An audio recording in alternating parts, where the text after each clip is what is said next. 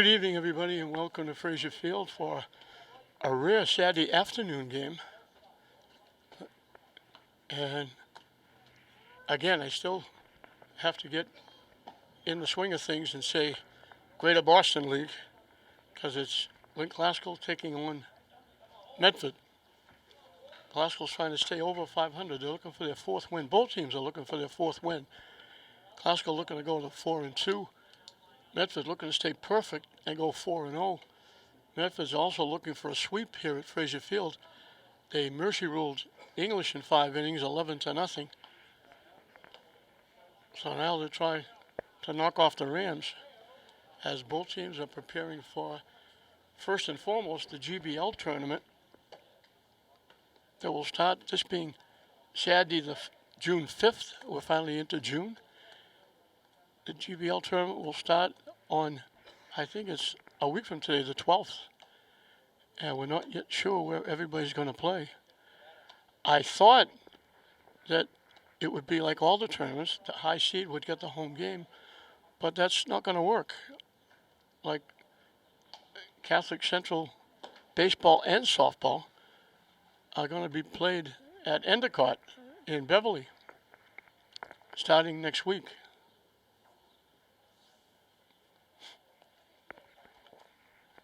The state tournament, we could get games here and at Breed, depending on the seeding. So I know that GBL softball is going to be played in Revere. I don't know where the baseball is being played. They could do worse than play here. But now they have to compete with the Navigators, who are back in business.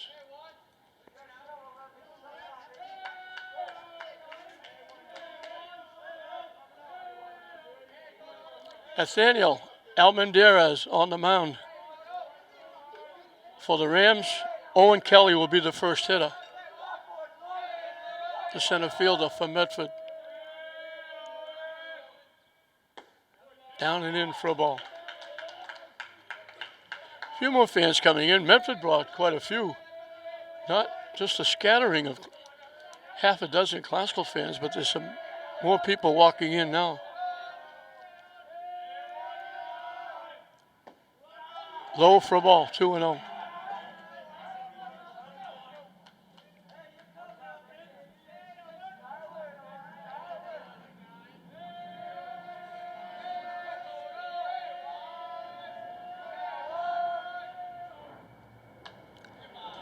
That was ball 3, way up and in, and he punched it off the backstop foul.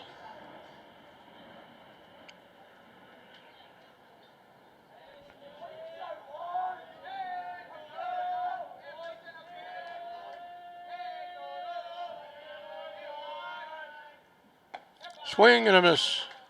Count evens at 2. I do not envy these players out in that hot sun. It's up in the 90s. Oh, very close to it.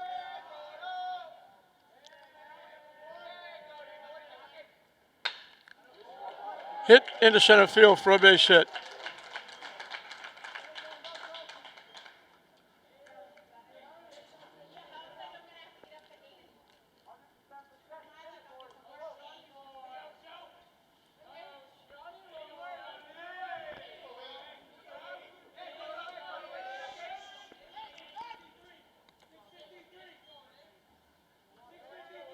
Sean Nestor, the shortstop, is the hitter.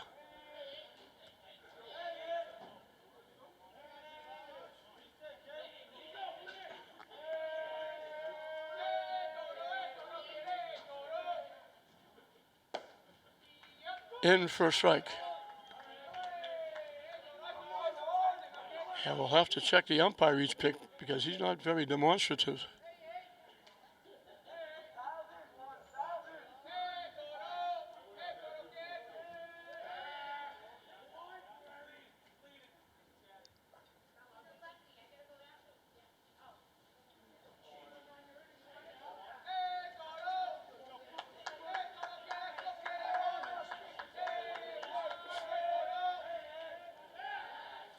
That's not my good move. I want you to think that's my good move so you get further off the base and I can pick you off.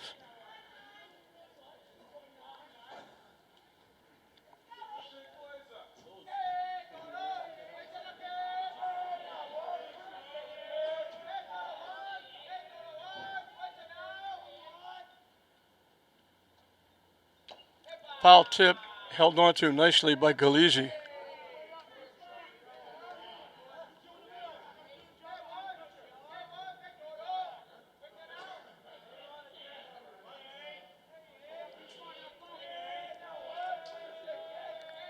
The 0-2 pitch up and coming. Waves at the pitch down and away for strike three.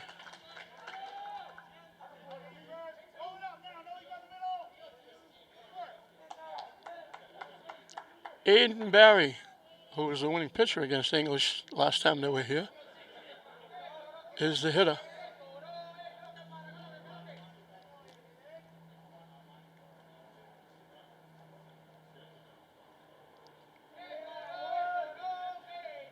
The runner takes off. He got a great jump. They get no chance of getting him.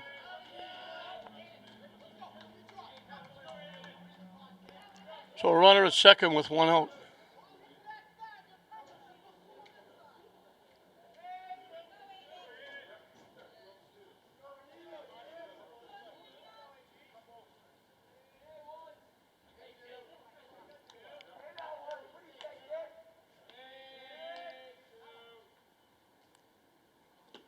Nice stop by Galizzi on the pitch down and away.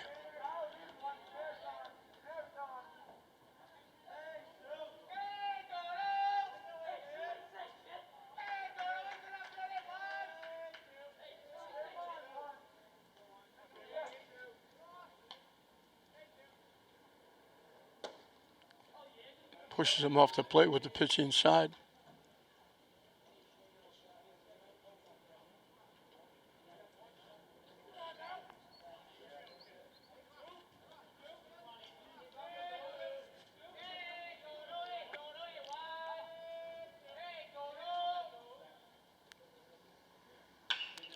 Hit hard to first base. Nice play.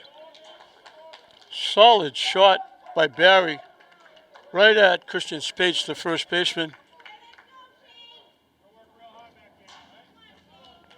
So 2 away.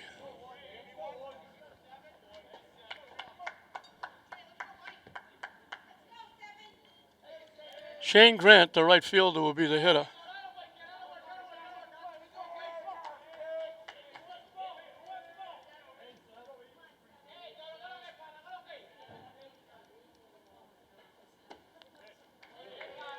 Just hung up inside a little bit. Good off-speed pitch, just missed.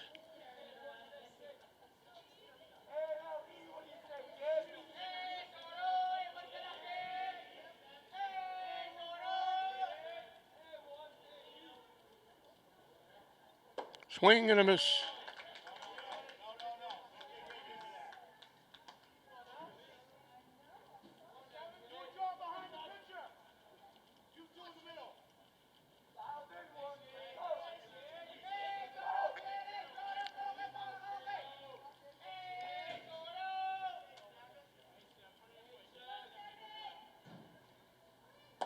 Chased the pitch that broke down and away.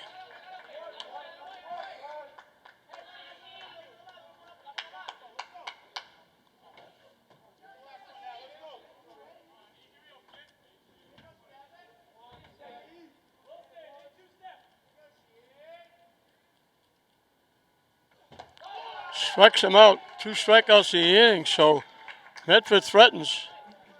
They get a run at the third base on a hit, a stolen base, a ground out.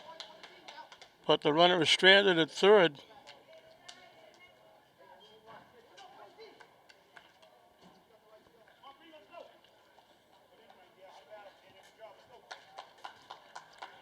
So Klasko will have a shot at getting on the board first. It'll be Nico Galizzi, the catcher, leading off. Playing center field and batting second, Tyler Wilson. The pitcher, Nathaniel Almendarez, will hit third. And the cleanup spot is the right fielder, Aaron O'Connor. Third baseman Nico Ramirez hits number 5. First baseman Christian Spates will hit number 6. Batting 7th and playing shortstop, Brady Warren. The second baseman batting 8th is Almani Medina. And bringing up the tail end of the batting order for the Glasgow Rams, batting 9th is the left fielder Donnell Leon. And they'll take on A.J. Rourke on the mound for Medford. GBL baseball here at Frazier Field.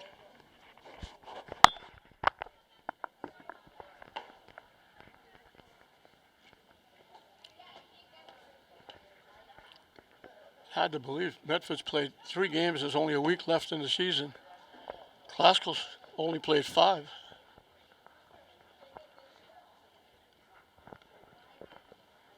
There's all the different Phase 1, Phase 2, Phase 3.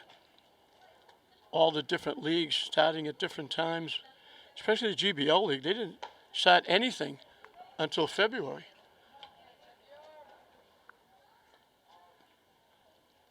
So Cape Ann and Catholic Central League, Catholic League, the Middlesex League and others had already completed a season when English and Classical and the GBL were just starting out in basketball and hockey, and for the first time football got moved. We had Thanksgiving here at Manning Field, English and Classical, on May 7th.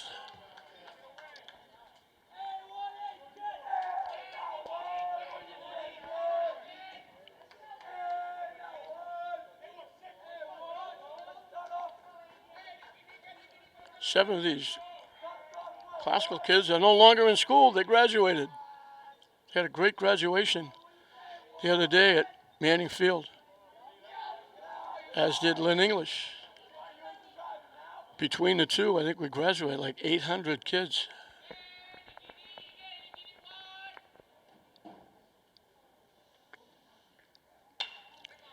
Hit slowly to short. They have to hurry. Can't make it. He wobbled the ball. Galizia will reach on the error. Nestor had to charge it. He couldn't wait back on it. It would have been an infield hit. He charged it and tried to make the play.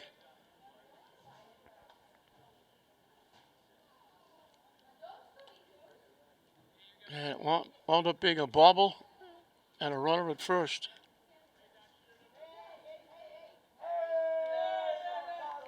Tyler Wilson will be the hitter. Let's see if Mike Zukowski opts to play small ball. Swings away, hits it foul the opposite way.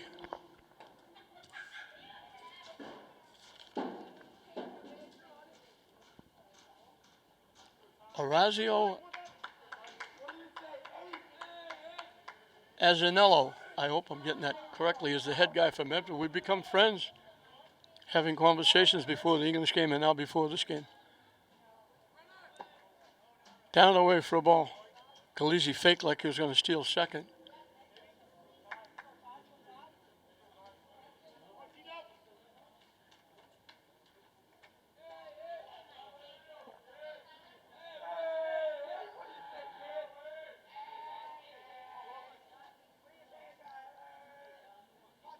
He takes off this time, got a great pitch to run on. Pitch was way inside. Catcher had to go to his right to field it. Tried to make the throw, but Galizzi got too big a jump and the pitch was way inside.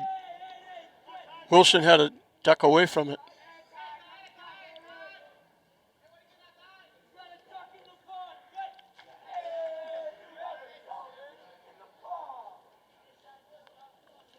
Galizzi can run. He's a halfback. Football had a good year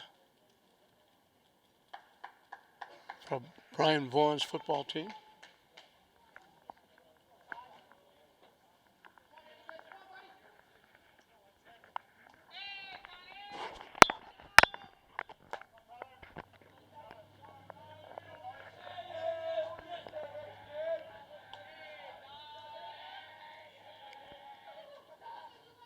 Way wide for a ball.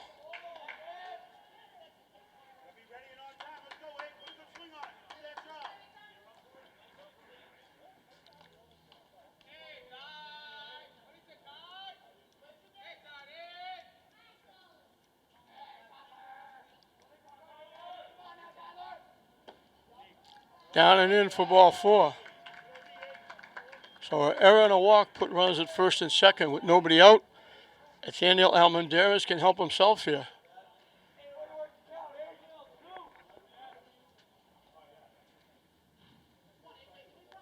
Pitcher against pitcher.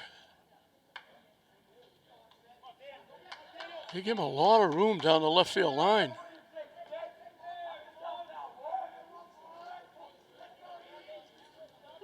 If he dumps it inside the foul line, they can all run forever. In for a strike.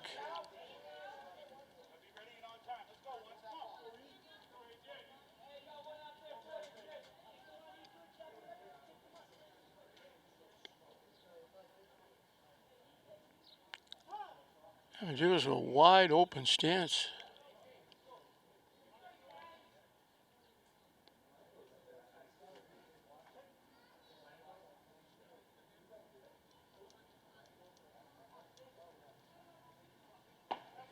Good curveball for a strike, had him backing away.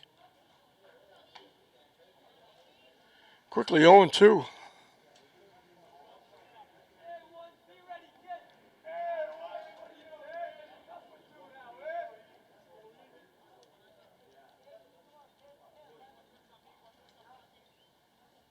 Swing and a miss.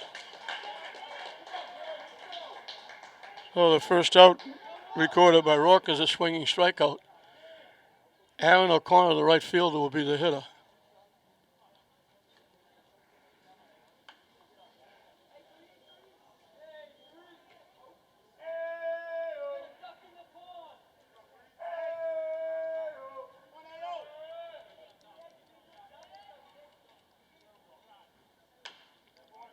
Hit fouled at home plate.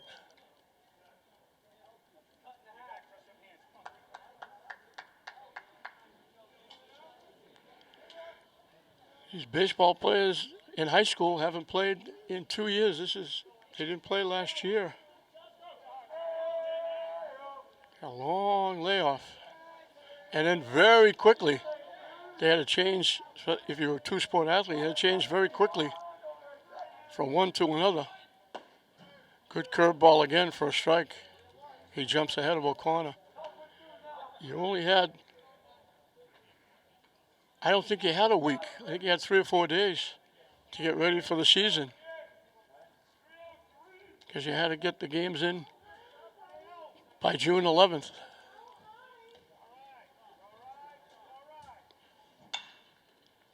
Hit sky high, and it's going to go down to that grassy knoll behind first base.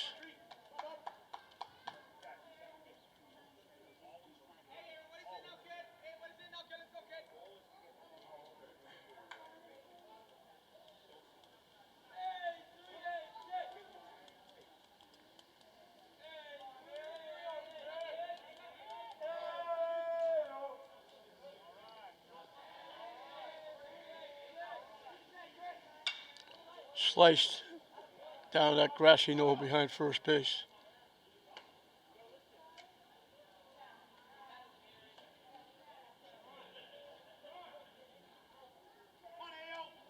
A brutally hot day.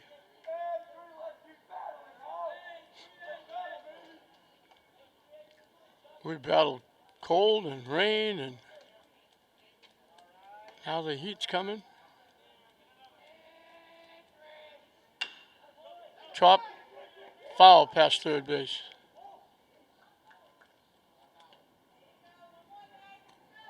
So all these athletes have battled all the way through. It's nice to see them out in the field, nice to get them going. But it's been the wackiest year I've ever seen. And I've been around for a while.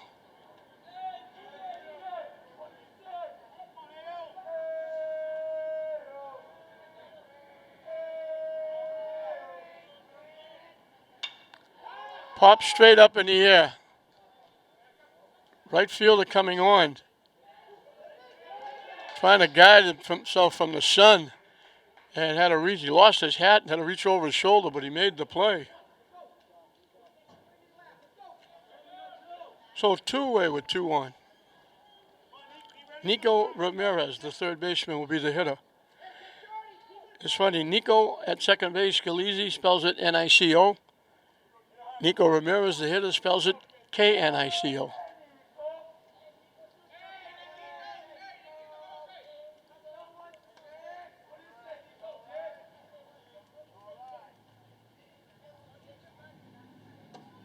Up and in for a ball. Christian Spates, the first baseman, on deck, hoping he gets a shot.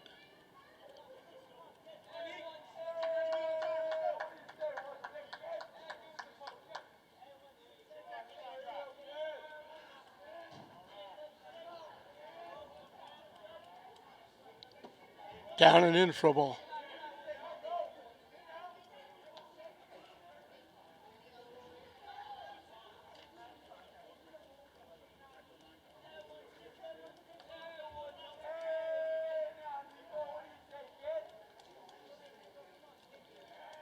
Rourke very deliberate out on the mound. High for ball 3. So Ramirez will be looking at least one.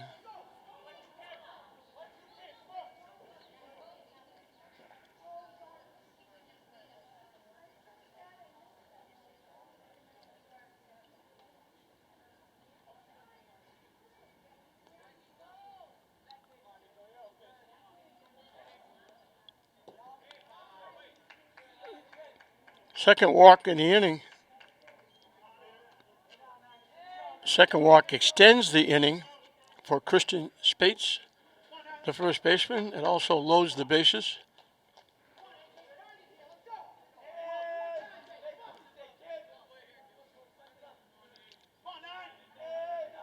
Medford got a runner as far as third base with 2 outs. Almendera's got a big strikeout to get out of it.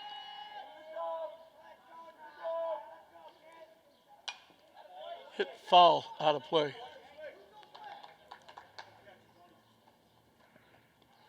Rourke pitching from the stretch. We've seen that a lot this year. Pitches not pitching from the full windup, just stretching.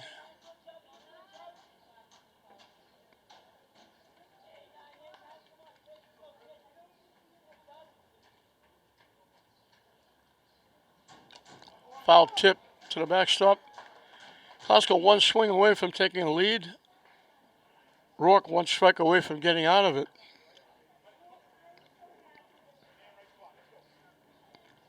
He ever hurt him, but then he walked 2. Got himself in a little bit of trouble, but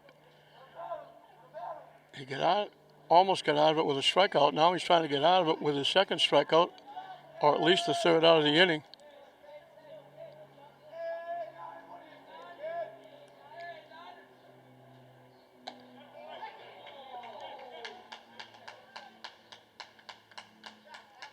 I'm not sure if the base umpire could have any idea of whether he broke the plane or not. Looked like he held up. He had every intention of swinging that pitch. It was up and away, and he just held up in time. Rourke thought he had his second strikeout.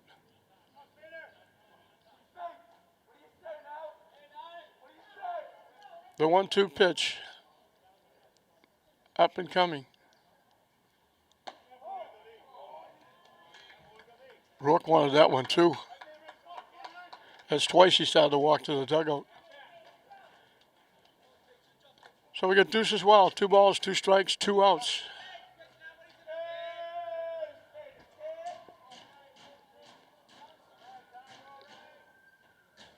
Swing and a miss. He gets the strikeout.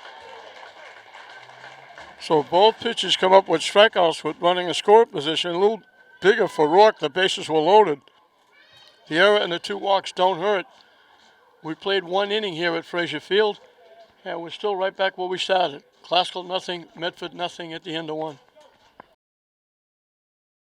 Dante Chiambuso, the catcher. 5, 6, and 7 for Medford as we start the second inning.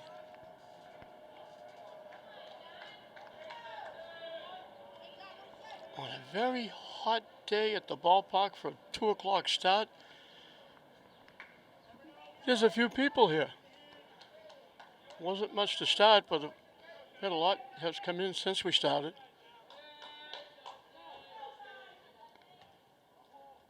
groups on both sides. Most of them in the shade. Down and in for a ball. Jim Busso along with Galizzi on classical are two of the guys I feel sorry for on a day like today. It's bad enough for everybody out in the field in a horrible hot weather, but those two have to put on all the catcher's gear, the tools of ignorance as they call it. Up and away, ball 3. Tough day for the pitchers too, using a lot of energy.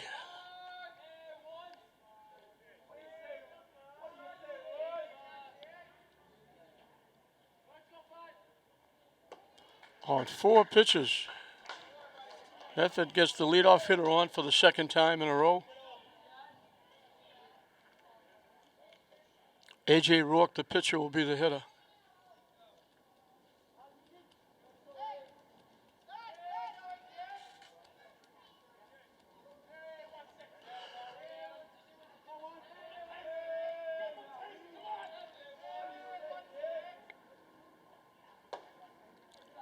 Five in a row out of the strike zone.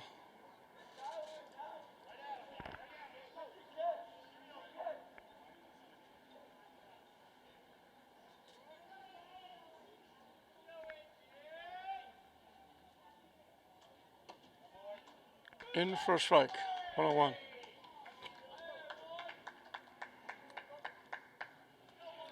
Pitching is a big problem this year because they have a pitch count.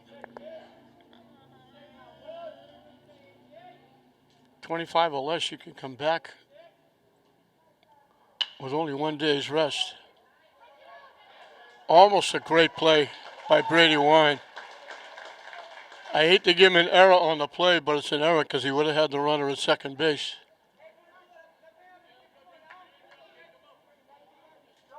Great backhanded stop. As he tried to pick it up, he dropped it. They had the runner at second for a force. So instead, it's 2-1 with nobody out for Devin Encalada, the left fielder.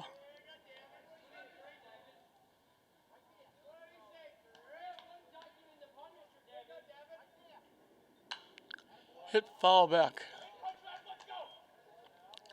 So Medford's not going small ball either.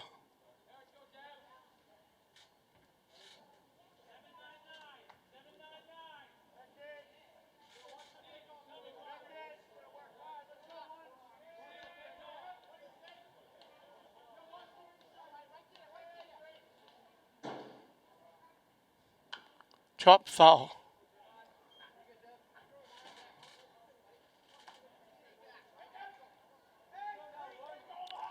Error on the assistant coach of classical.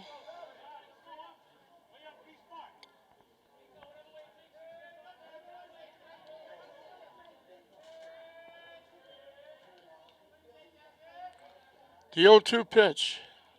High for a ball. Galizzi set up down and away for that pitch. He threw it up and in.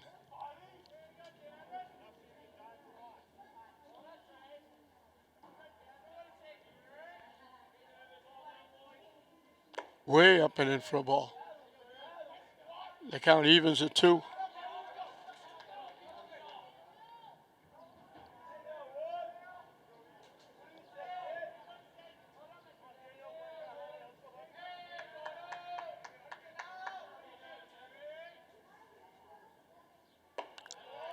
High for ball 3, so he had him. Now he's got to come in with a pitch or lose him.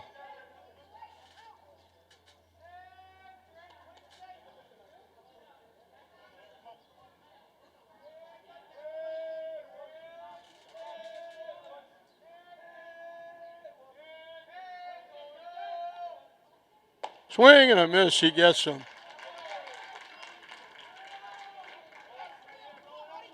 Third strikeout for Almendarez. Sam Orcutt, the first baseman, is the hitter.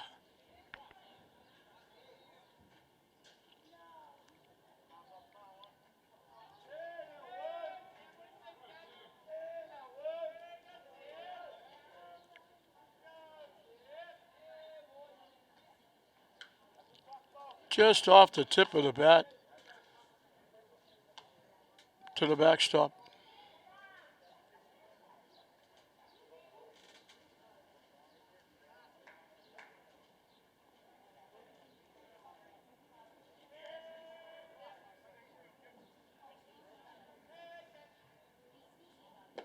Nice stop by Galizzi on a pitch down and away. Keeps the runners at first and second.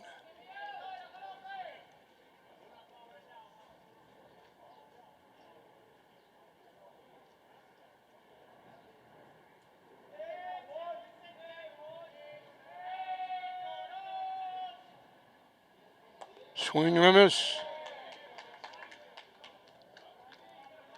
1-2 the count.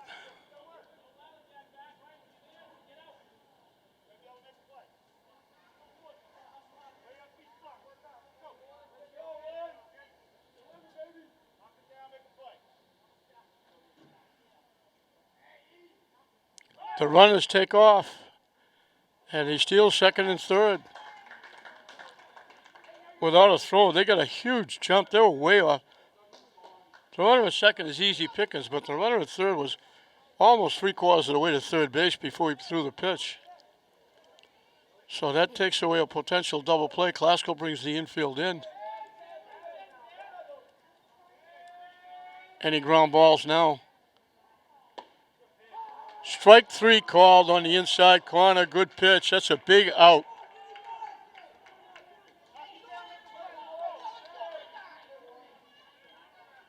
John Scarpelli, the second baseman, will be the hitter, with the top of the order on deck.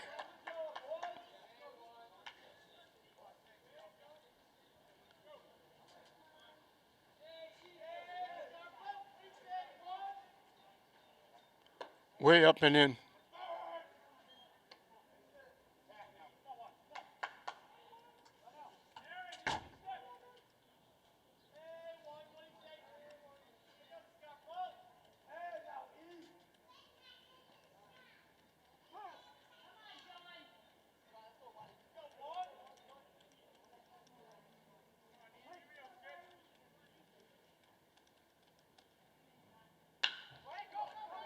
Hit the shot. Brady Warren makes the play over to Spates. So, once again, Medford threatens. 2 on, nobody out. Second and third, 1 out. 2 big strikeouts for the second inning in a row. The ground out to short. They leave the runners on.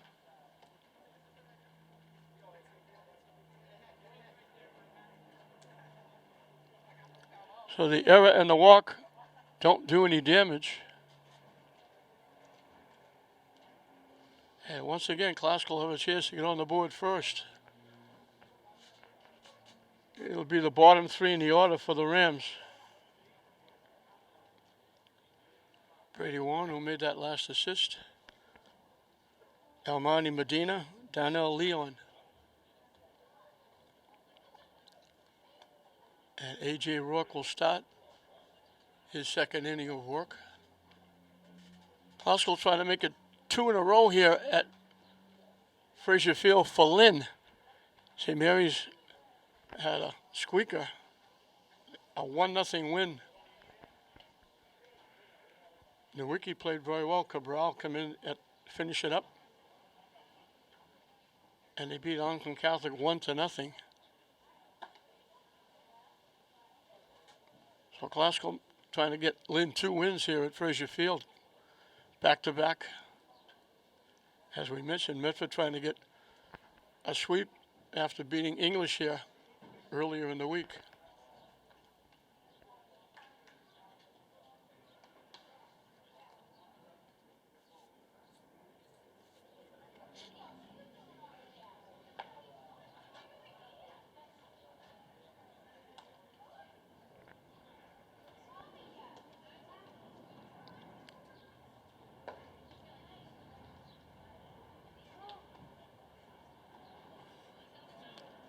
Hard to believe we're winding down the season. We have a week left before we get to tournament time.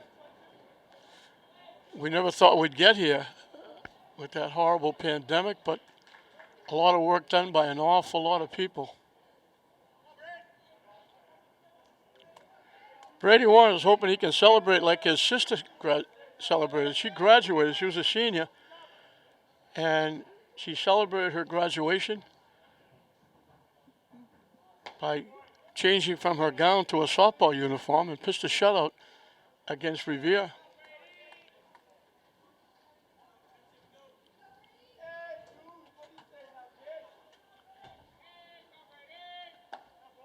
In for a strike.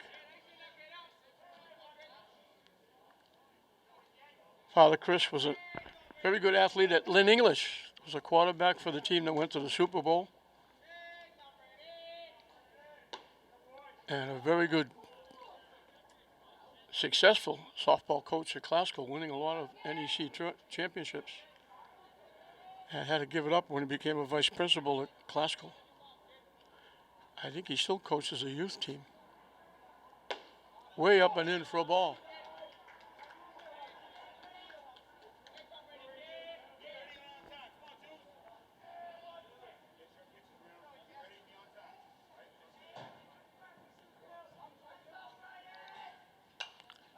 Hit foul back.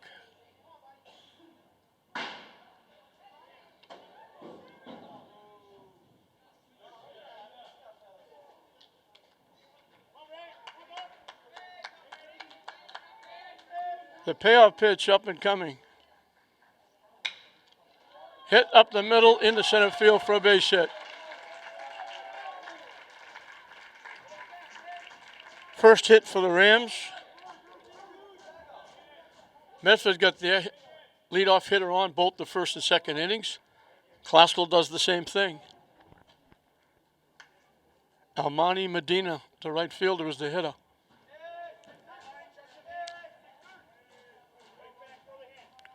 Barry is squeezing in at third, thinking they might play small ball.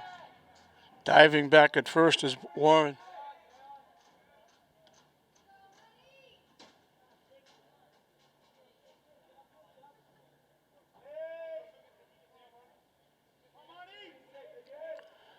Squaring to bunt, they throw over to first again.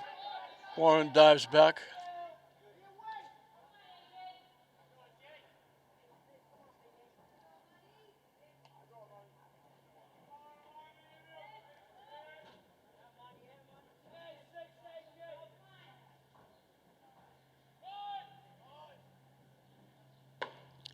Takes the pitch for a strike.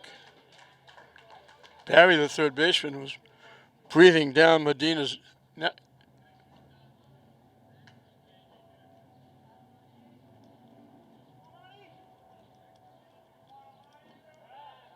Just a little lob throw over.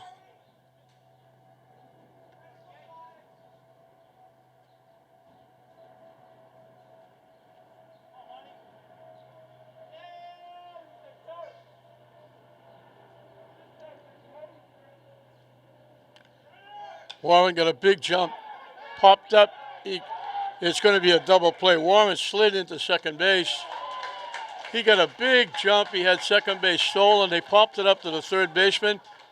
Warren went head first, dive into second, and he had no chance to get back to first before they completed the double play.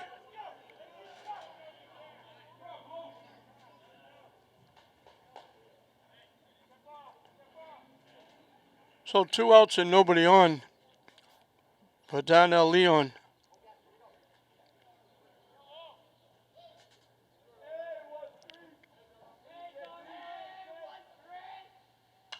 Hit foul back.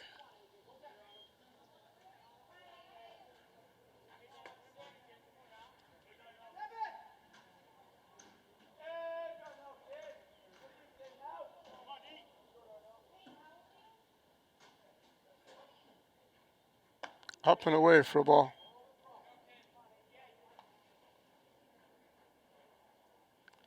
Donnell Leon is a freshman.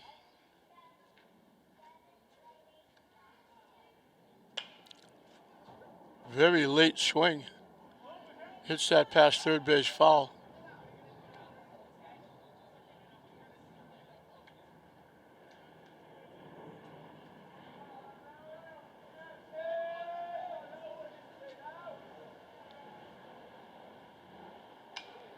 Hits it foul again the opposite way.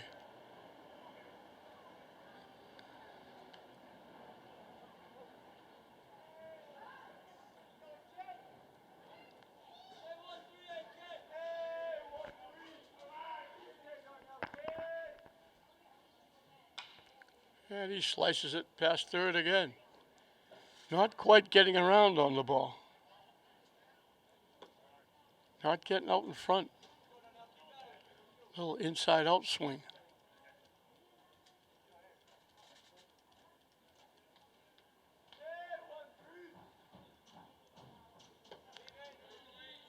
Try to change up on with the curveball, threw it high up and in.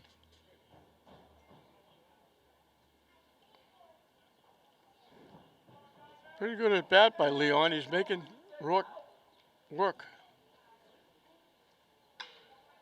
Hits it the other way, dumps it for a base hit. Good at bat by Downell Leon.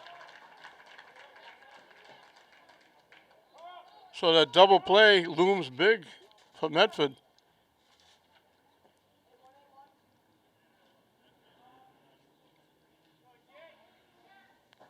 If Medina took that pitch instead of popping up, there would be at minimum first and third now with one out.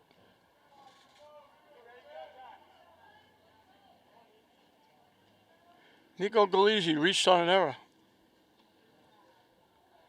leading off the bottom of the first.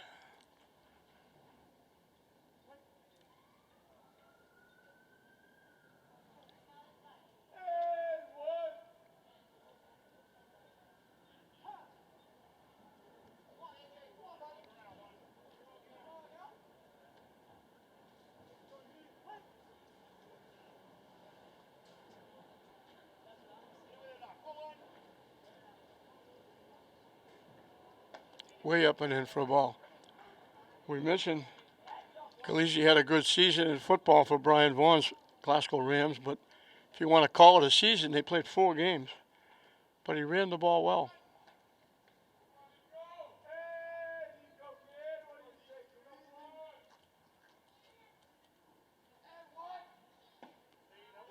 Down and away for a ball.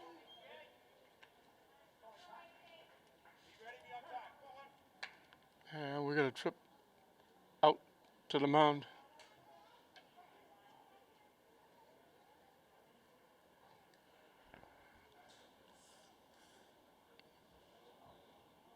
Coach Azzanello.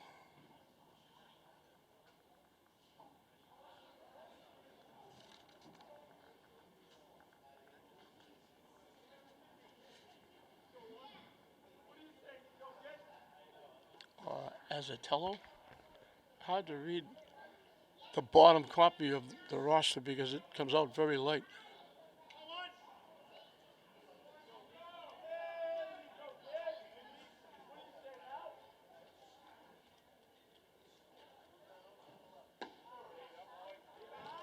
Down and away for a ball.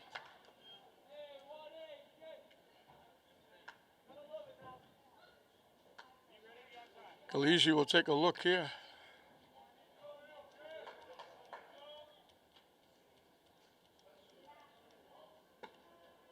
And on 4 pitches, he draws a walk. He's on for the second time. Third walk given up by Rourke. Tyler Wilson stepping in the box. He's got one of the 3 walks. That was when Klauskel had an error on a walk, had 2 on with nobody out. But Rourke was able to get out of it. He did walk another batter to load the bases, but then he got a big strikeout for the 3rd out. Kept Klauskel off the board. Both teams are threatening in each of the first 2 innings, but it's still 0-0.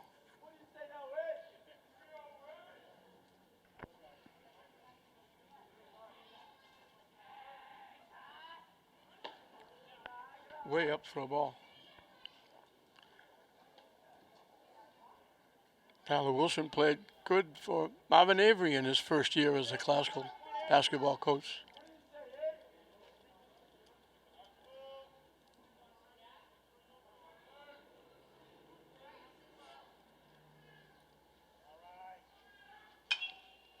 Slices it the other way, foul.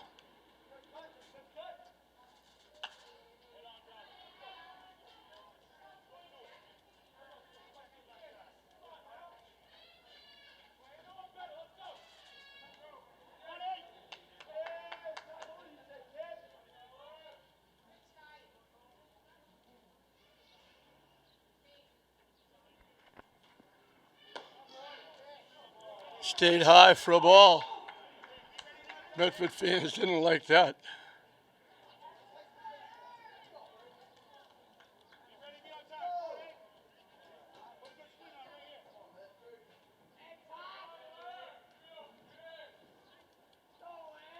The 2-1 pitch up and coming. On the inside corner for a strike. And the classical fans didn't like that. So 2 balls, 2 strikes, 2 outs, 2 on. Inning number 2. We got deuces all over the place.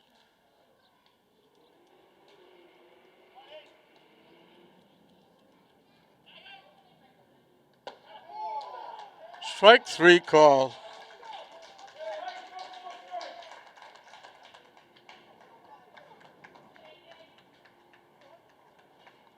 So for the second in a row, he gets a strikeout with runners on base to close out the inning. Still nothing to choose. Classical nothing, Medford nothing at the end of 2. Top of the order for Medford as we start the 3rd inning. Owen Kelly got a base hit, made it as far as 3rd base and got stranded there. Almendera's got 2 big strikeouts. The last one getting him out of the inning.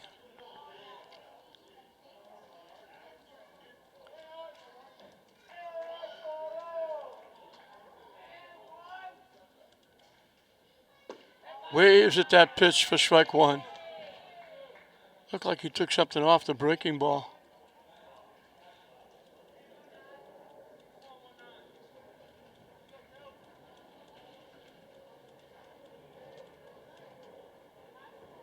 Waves at that pitch again. Off speed, broke down in the turf.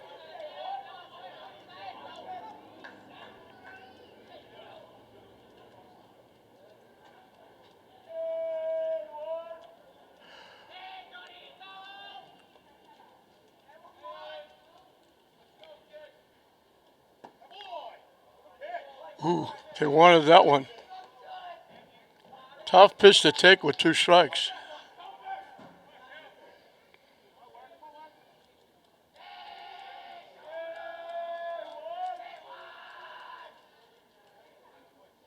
Swing and a miss. He jammed him. He swung right through it.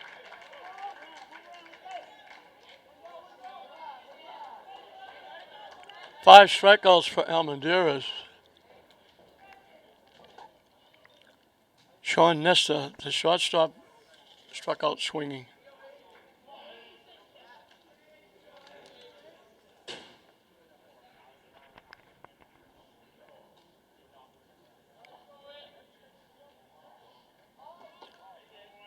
Tried to bunt and missed it.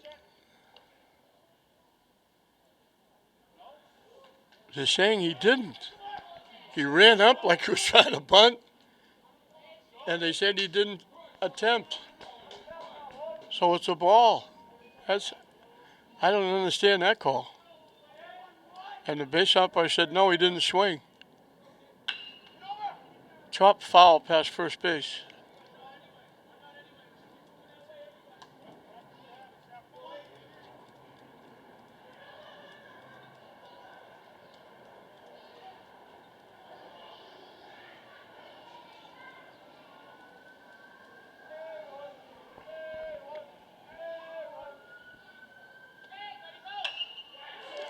Lined into right field for a base hit.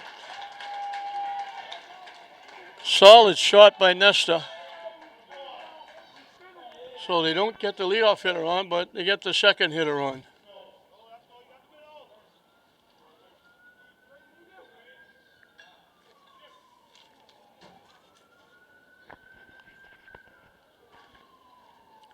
Aiden Barry hit it solidly, but hit it right at the first baseman.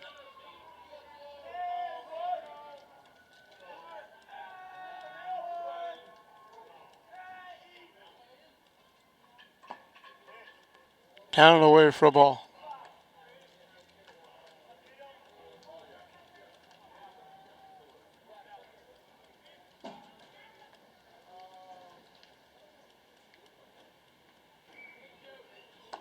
Wide. Nico Galizzi had to go way out to his left to get that one.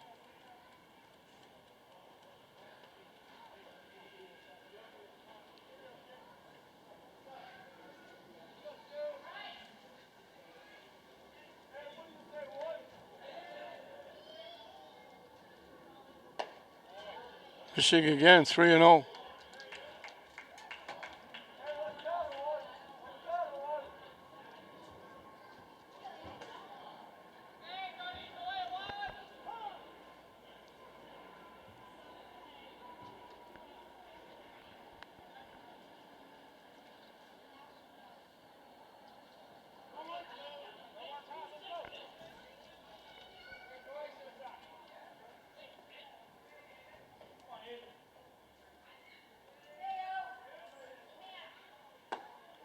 In for a strike. As you would expect, Barry was taking all the way.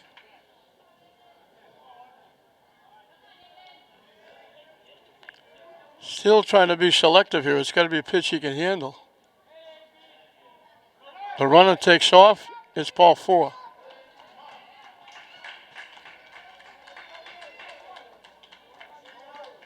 Second walk given up by Almendarez. And for the second inning in a row, Medford has 2 on. Shane Grant, the right fielder, was a strikeout victim back in the first inning.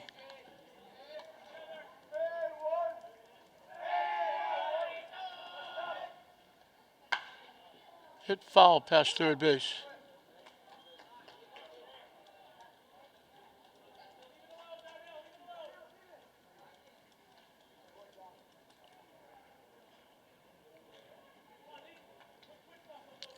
This is the Medford cleanup hitter.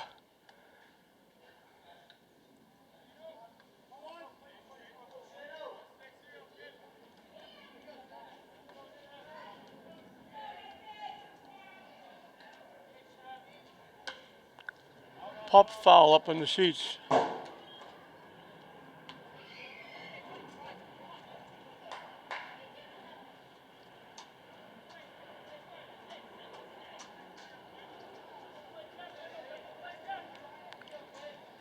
The 0-2 pitch up and coming. Hit foul back out of play.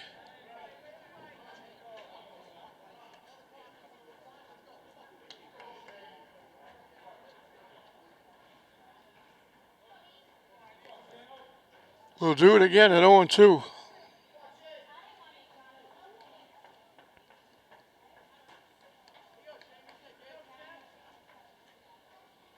And that hits him in the back.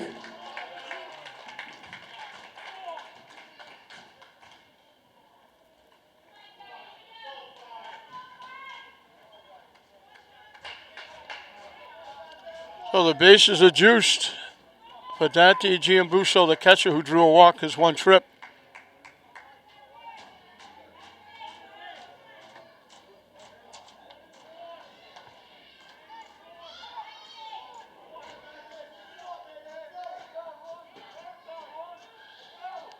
English squeezes in at first and third. They're back more or less at double play ball at short and second.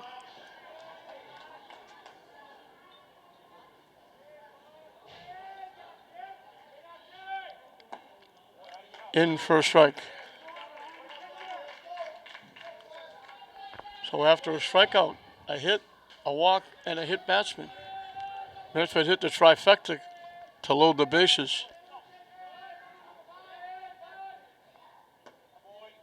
Just missed. 1-1.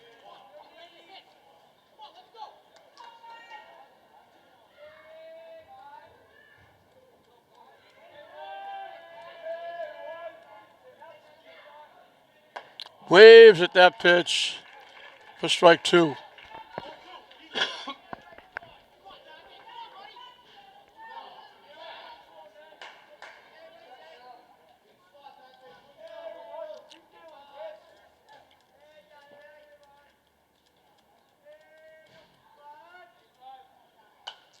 Reach for that pitch. It was way outside.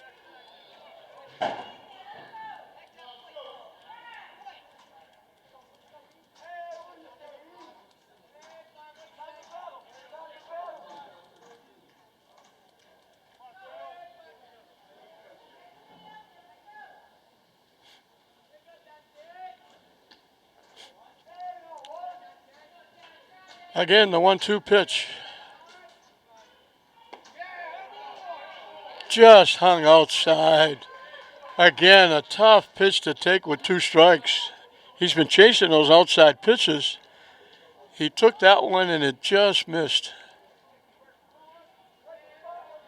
The count evens at 2.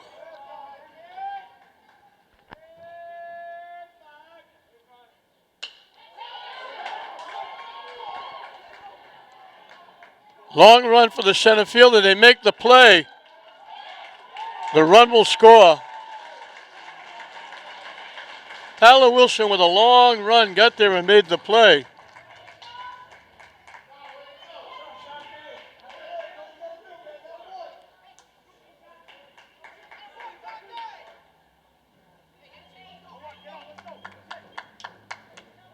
So Medford gets on the board. A.J. Rourke, the pitcher, reached on an error. That was a tough error to give. Brady Warren went deep in the hole, backhanded it, and he had the play at second base for a force, but he dropped the ball and couldn't make the play, so reluctantly we made it an error.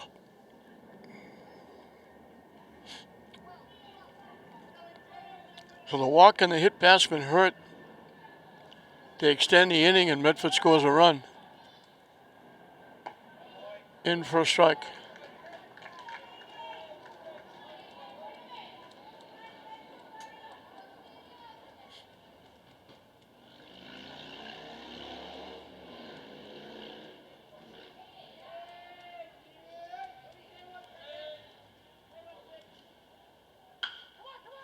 Solid shot right at the third baseman. Rourke can't believe it. He hit that a ton. Can't hit it any better than Rourke just hit it. And you can't be in a better spot than Ramirez. It hit him almost in the belt buckle. But Medford takes advantage of a walk and a hit batsman along with the single and the sacrifice fly. And they get a run.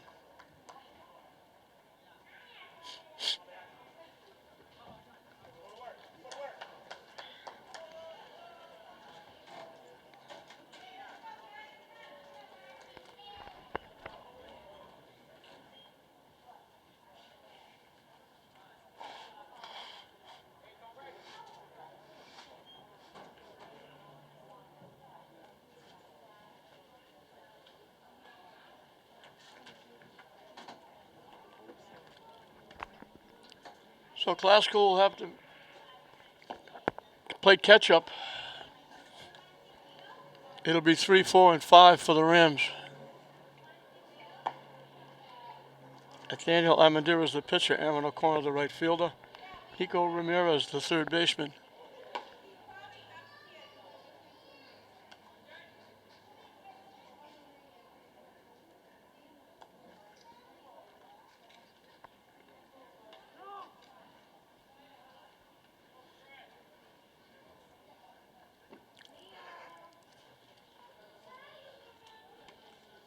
So Rourke will start an inning for the first time with a lead.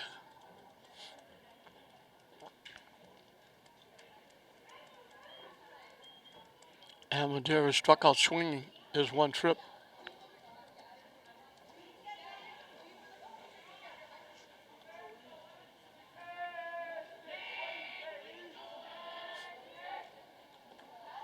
Low for a ball.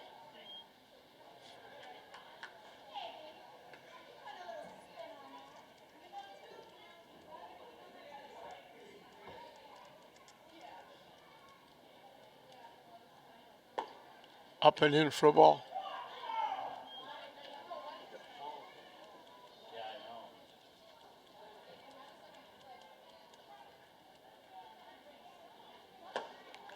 That one's in for a strike.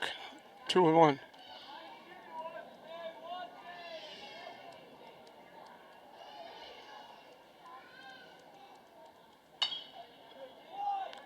Hit slowly to short. They have to hurry. Nestor makes the play over to Orcutt. They get Almendarez to start the third inning. Aaron O'Connor flied out to the right fielder. His 1 trip.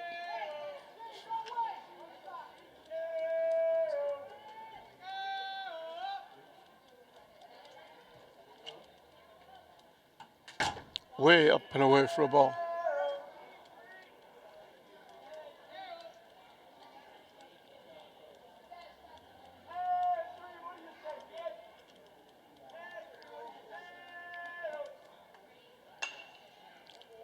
Chops that one foul off to the right side. It is warm. The flagpole is flowing. There's a little bit of a breeze, but it doesn't really help. And I guess tomorrow is supposed to be even hotter.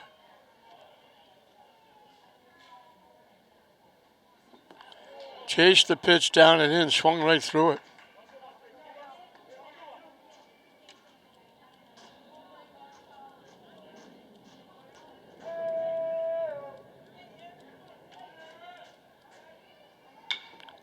Chop to third. Big hop. Long throw across the diamond. Safe, he beat it. Third baseman had to go behind the bag. Deep, long throw. O'Connor gets an infield hit.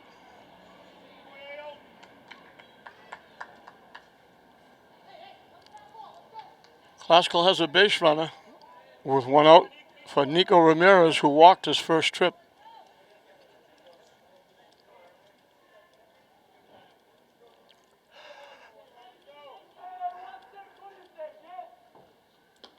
Off the catcher's glove, down and away. Wild pitch will move the runner to second base. So Classical has the tying run. They've had the third inning, they've had a runner in scoring position. First inning, they had 2-1 with nobody out. Second inning was with 2 outs, just with 1 out. Waves at the pitch.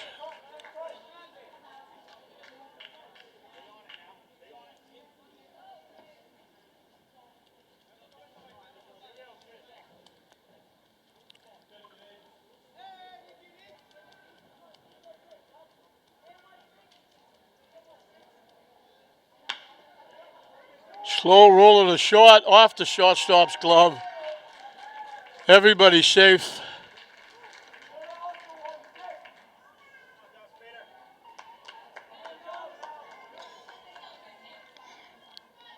Second error for Medford. Just a slow tapper. And again, they try to rush it. Booted it. And runners at first and third for Christian Spates, who struck out swinging. So the tying run at third with 1 out. Let's see what they do with Ramirez at first. If they send him, and if they do, on the corner for a strike. He didn't go.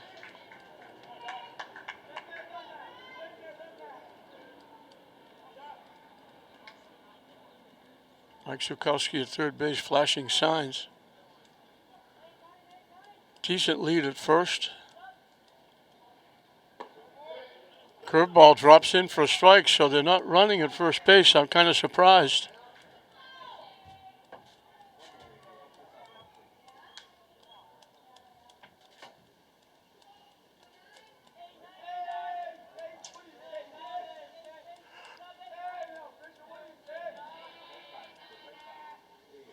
Swing and a miss. That's a big out.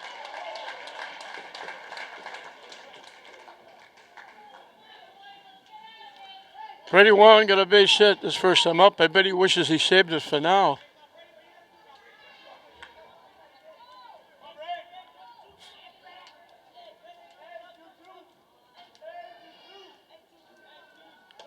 Quick throw over to first. Diving back is Ramirez.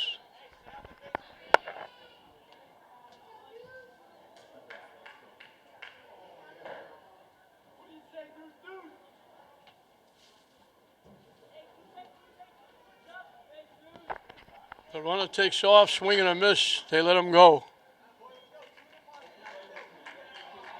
I thought they'd do this a long time ago. So second and third with 2 outs.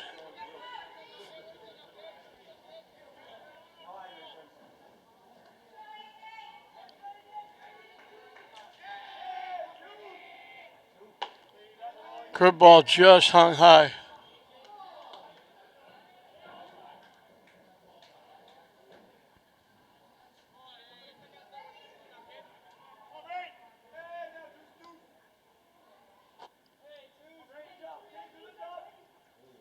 Swing and a miss.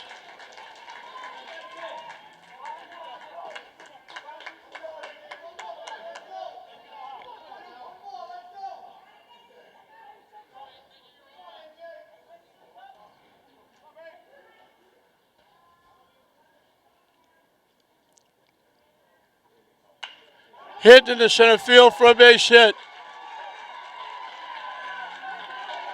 2 runs are going to score. They throw the ball away. They'll tag Warren out. He called him safe. The Medford coach is coming out. Brady Warren with a big 2-out hit.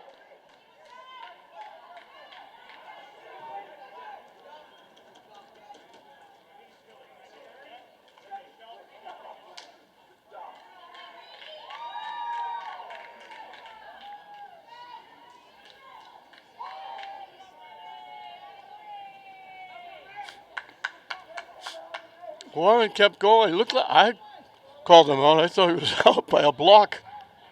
Umpire said safe. Medford's come out to question. So a big 2-out hit.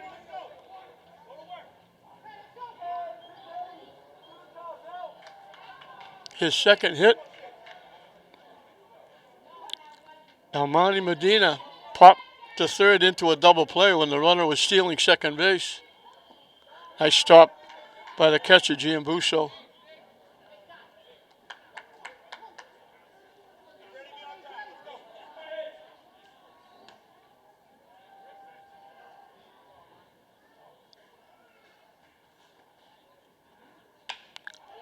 Hit right to the shortstop.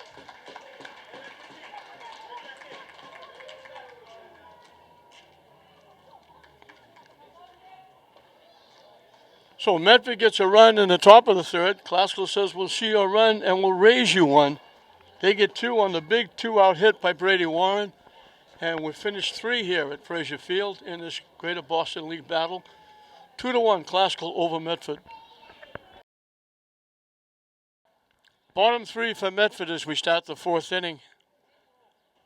Devin Encalada struck out swinging his 1 trip.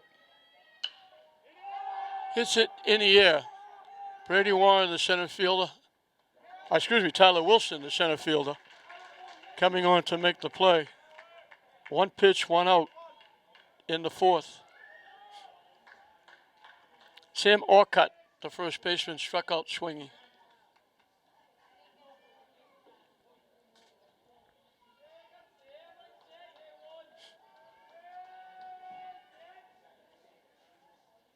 Way up and in for a ball. It's unusual to see nothing happening at Manning Field. There's usually lacrosse, flag football. In for a strike.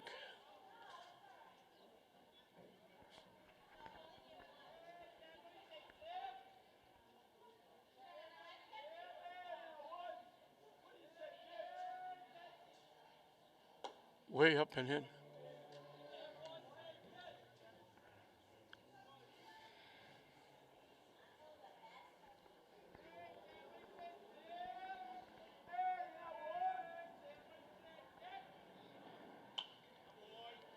Hit foul back up in the seats.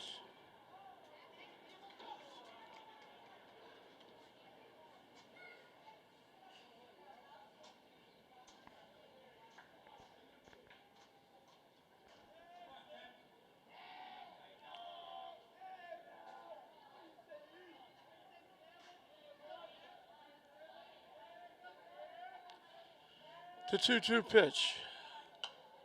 Hit foul back out of play.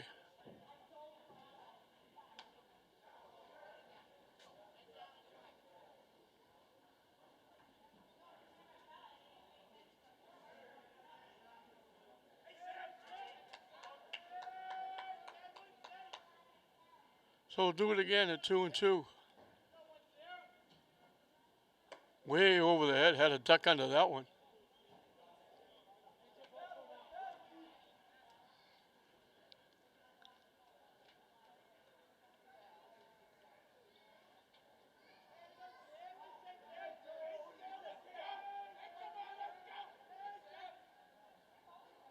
And that one hits him.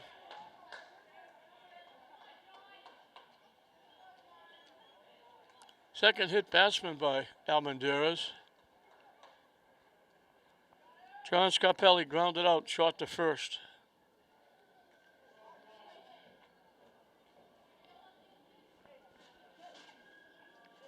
Yeah, we're going to get warm up down in the Glasgow bullpen.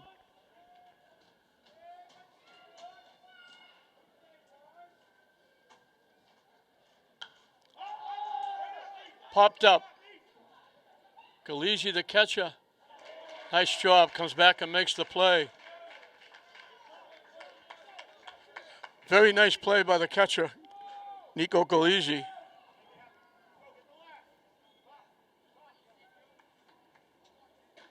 Not easy for the catcher. He's got to go chase the ball. Everybody else is coming to the ball's coming to them. He's got to go get it. Owen Kelly singled. Last time up, he struck out.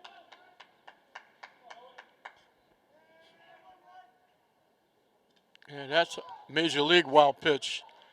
That went directly to the backstop.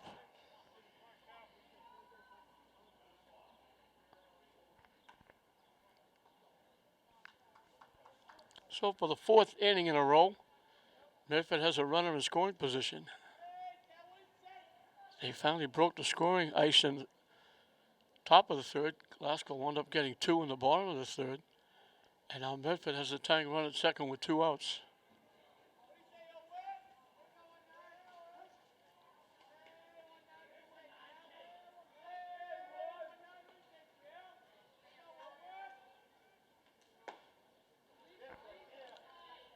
Over but low.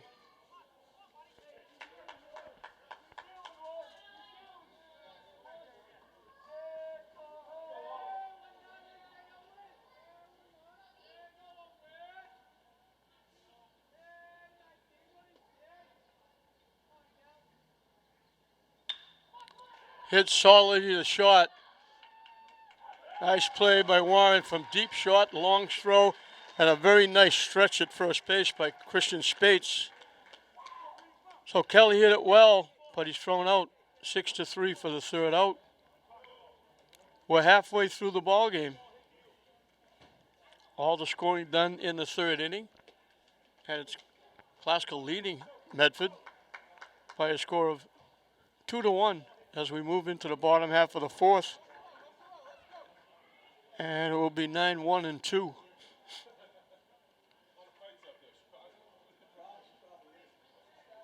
That was the first inning that Almendarez did not get a strikeout.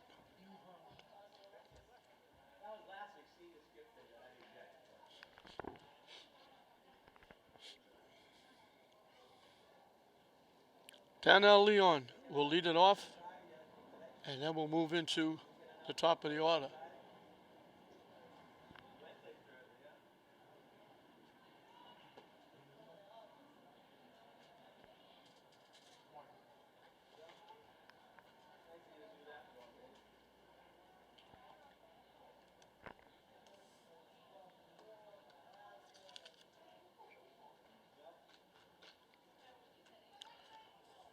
Sean McGilvery is the new pitcher.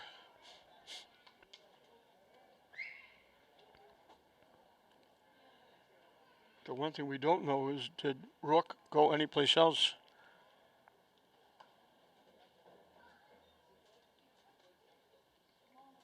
We'll know when they hit.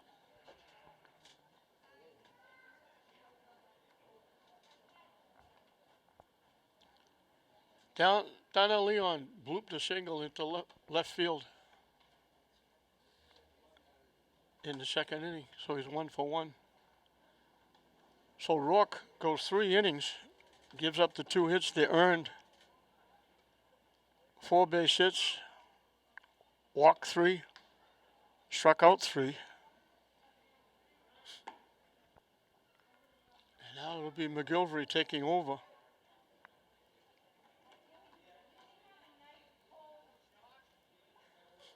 And it'll be different for Classical. They'll be seeing it coming from the left side.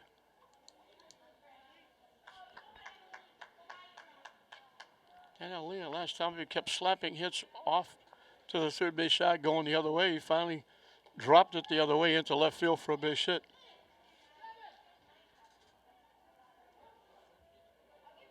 We mentioned he's only a freshman. High for a ball. So you try to save your pitch as best you can. Pitch count, because pitch count is important. If you reach 75, you can't pitch for 4 days.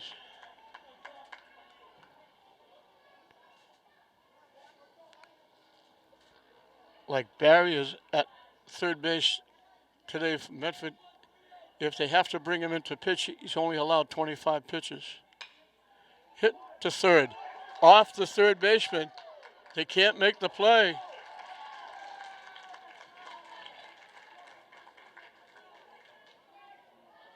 That's the fourth error. One of them didn't hurt because they threw the ball way over the catcher's head trying to put the runner scoring. It allowed Brady Warren to go to third, but he got stranded there, so that error didn't hurt. But 2 errors did hurt. This one starts the 4th inning. And Nico Galizzi is perfect. He reached an error and walked. He's been on base twice.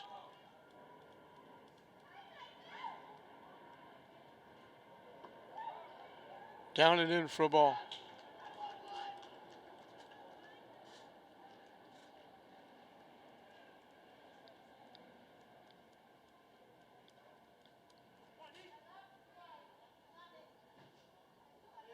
Down and in again.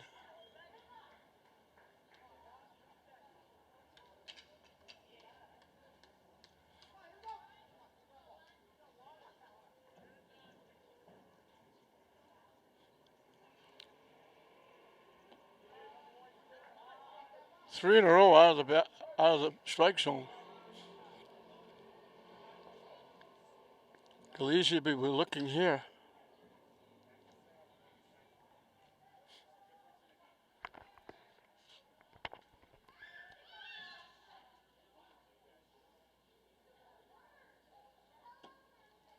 And on 4 pitches, Galizzi is on for the 3rd time.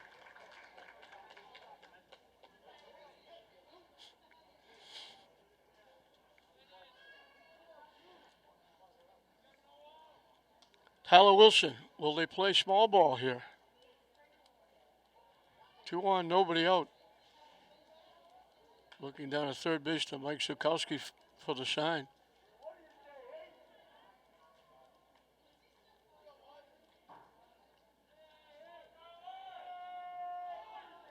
Squaring like he's going to bunt. Now they call timeout, and they call a balk. He started and stopped. So the balk is going to move the runners up.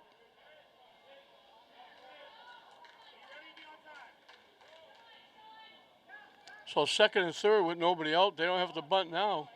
Medford moved them up.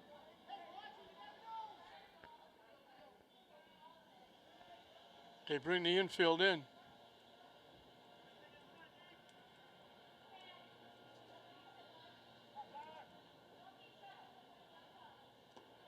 Nice stop. What a great play by the catcher.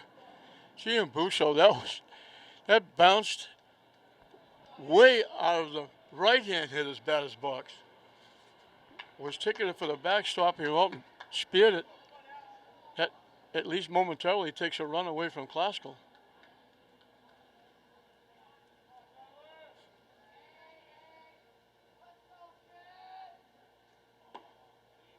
Missing down and in. Wilson with an advantage. With the infield in, you have a few more holes to punch the ball through. They have to react a lot quicker. Hit to second. Easy play. They'll hold the runner. Nice job by Scarpelli. So one away, and Almaderas can certainly help himself here. He has struck out and grounded a shot.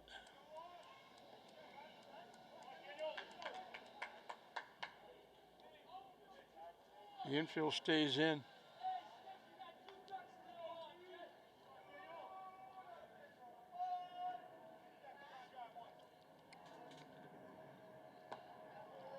In for a strike. Again, they leave him a lot of room down the left field line.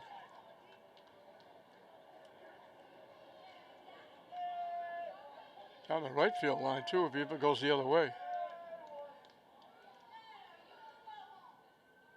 Way up and away for a ball.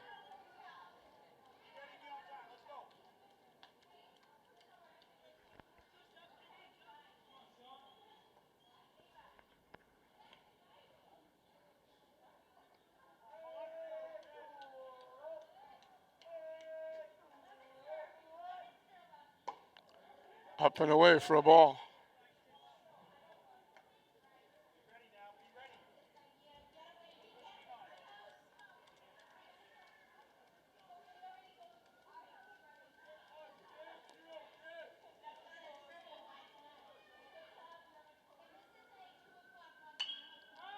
Slices it foul. Long run by the first baseman, but he was playing in anyway. He was never going to get to that ball. Gave it a good try.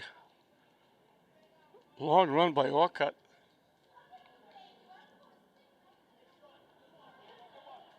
And the count evens at 2. McGilvery is looking for a big strikeout here, or a pop-up, or a hard ground ball right at an infielder. Alvarez is looking for one of those holes to drill it through. Way wide for a ball. So a big payoff pitch coming up.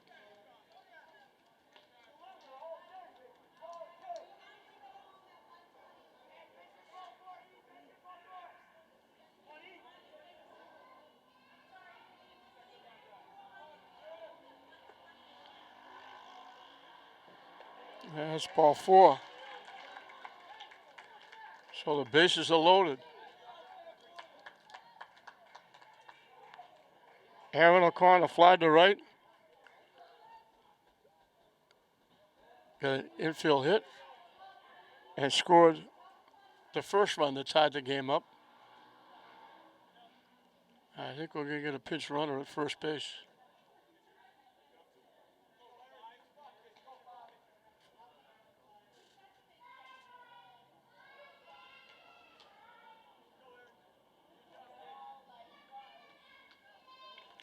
Janelle Leon will run.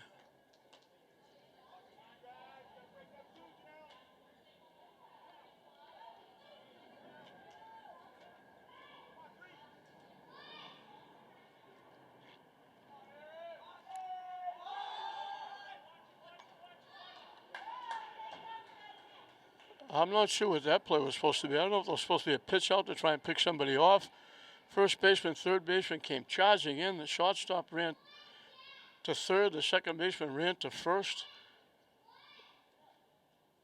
If O'Connor hit any kind of a ground ball anywhere to the right, left of second base, it was going to be 2 runs. He kind of shouldered it and punched it off to the right side. I'm not sure what that was all about. Everybody in the infield was moving, going someplace. I don't know if they thought that Glasgow was going to suicide squeeze. I don't know if you do that with your cleanup hitter.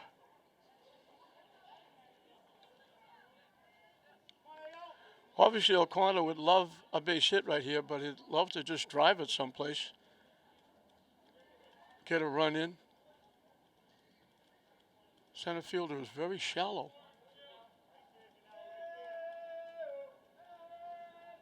Actually, the entire outfield is rather shallow. Missing low for a ball. So an error, a walk, a ground out, and a walk have loaded the bases with 1 out. Glasgow trying to add to a 2-1 lead.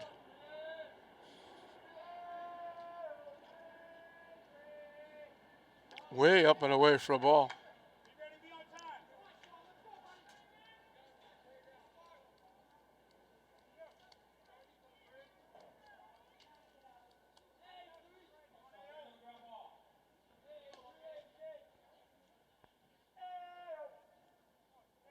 Way up and away again.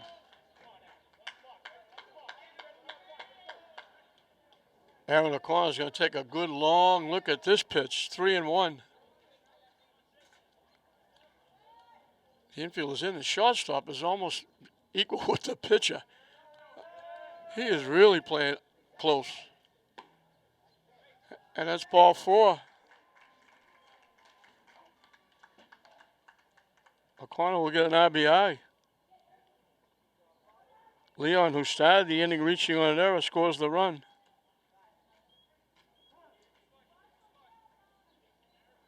The bases are still juiced. And we're going to get a trip to the mound, and we're going to get a change on the pitching for Medford. Classical's grabbed the 3-1 lead, and they're still threatening with 3 on and 1 out. So McGilvery goes 1/3 of an inning, gives up the run, walk 3. The error started the inning.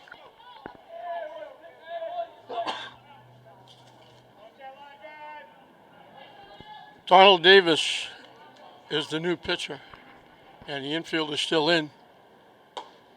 Fishing up and away for a ball.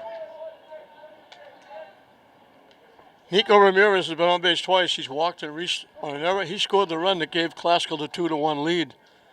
Now Classical's added a run, and Ramirez can add to that. Foul tip held on to by the catcher.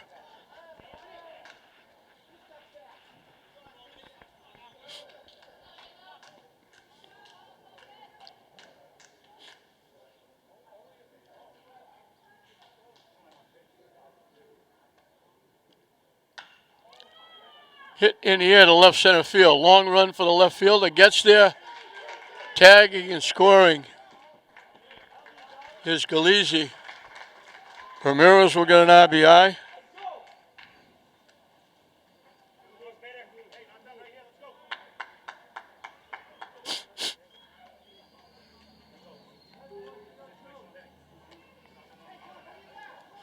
So first and second with 2 outs now, with 2 runs in.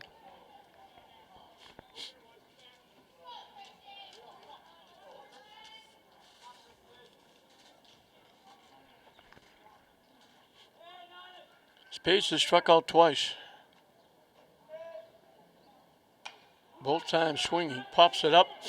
Long run for everybody. They're not going to get there.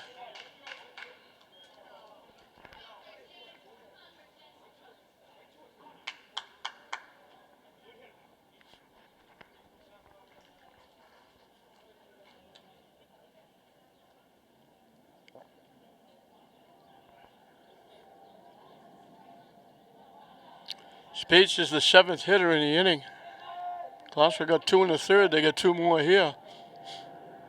They've wiped out that Medford 1-0 lead. Wide for a ball.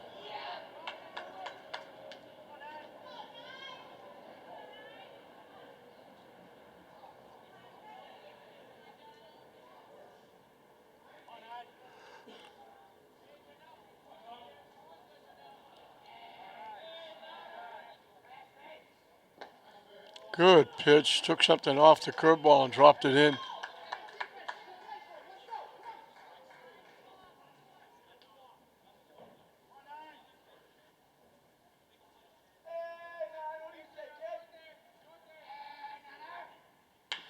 Solid shot. All he had to do was tag third base. He made the long throw. Barry with the nice throw across the diamond. They finally get the 3rd out. Classical sends 7 to the plate. Without a base hit, they score 2. And they've extended that 2-1 lead. We're at the end of 4. It's now 4-1 Classical over Medford. 2, 3, and 4 for Medford, starting the 5th inning. Sean Nestor Struck out swinging, got a base hit in the third and scored the one run that Medford has, at the time giving him a 1-0 lead. Hit a solid shot to right field. Up and away for a ball. So Almendarez will be starting his 5th inning of work.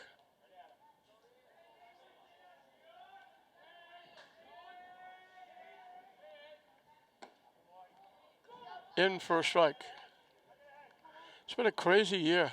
Lynn English only played 3 games here at Frazier Field this baseball season, and one of them they were the visitors against Glasgow. Up and away for a ball.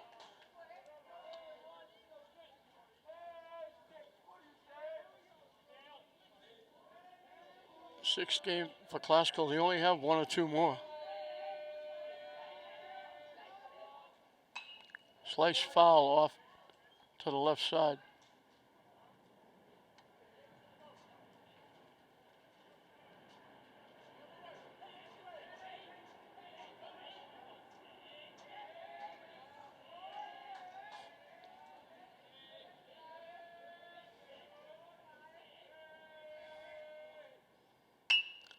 Chops it to short. Big hop for Brady. Throw off the mark. He'll reach on the error. So Nestor's on for the second time.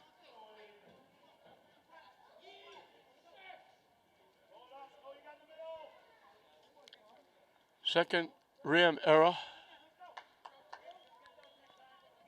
Aiden Barry bounced to first and walked.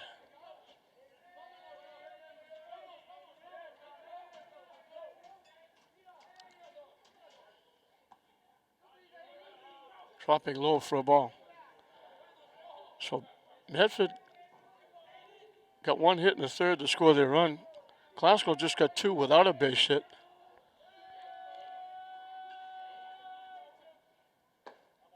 In for a strike. Medford did it against English. They scored a bunch of runs without a hit. Now Glasgow turns the tables and gets 2 to extend their lead, and did it without a hit. Nice stop by Galizzi, and then he couldn't pick. The runner started, stopped, and then it got away. And Nestor easily hit the second base. Galizzi stopped it, went to go get it. The runner hesitated because he thought Galizzi was picking it up. And he couldn't find the handle. And Nestor winds up at second base. Chopped foul.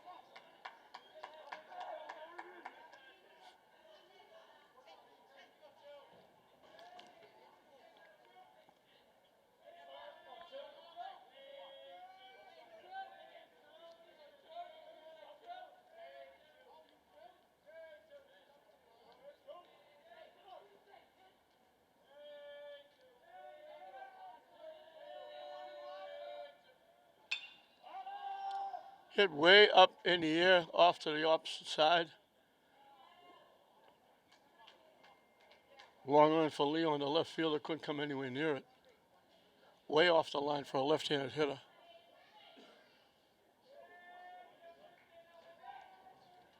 And the count evens up.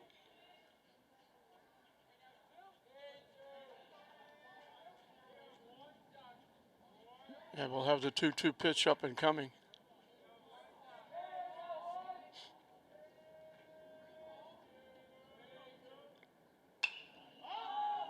Popped up again.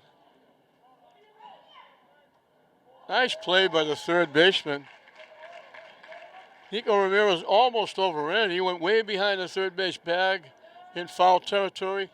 And as he started to overrun it, he reached back and made the nice play.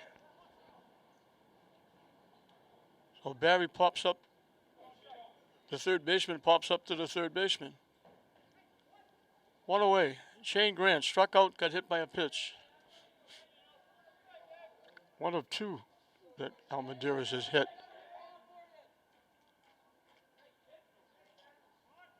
Tries to bunt and fouls it off. And that hit batsman helped get the run home because it extended the inning and loaded the bases for the sacrifice fly.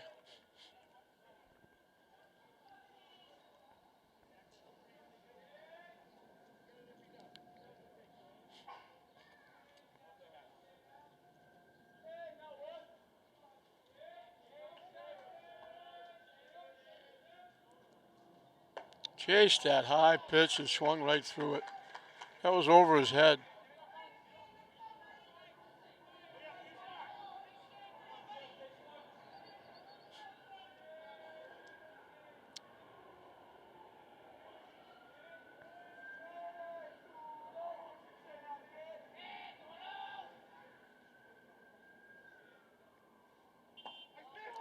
Strike 3 called on the corner. Good pitch.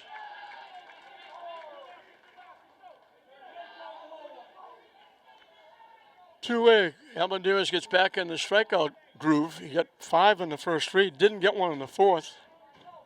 Now he gets one here. Jim Busso, the catcher, was walked and hit a sacrifice fly for an RBI. And the umpire just looked over at the bench and said, quiet down, guys. They didn't like the call on the 3rd strike, and he just quieted them down.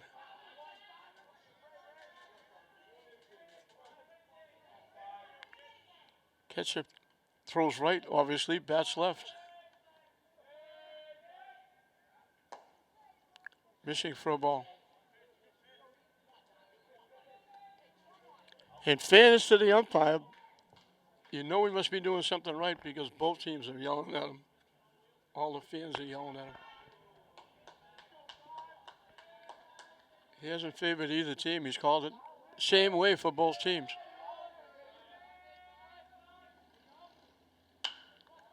Hit back to second base. They bobble it. They can't make the play. And they throw it away. The runner was going back to 3rd.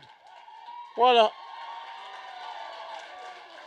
unbelievable. They had the easy 3rd out.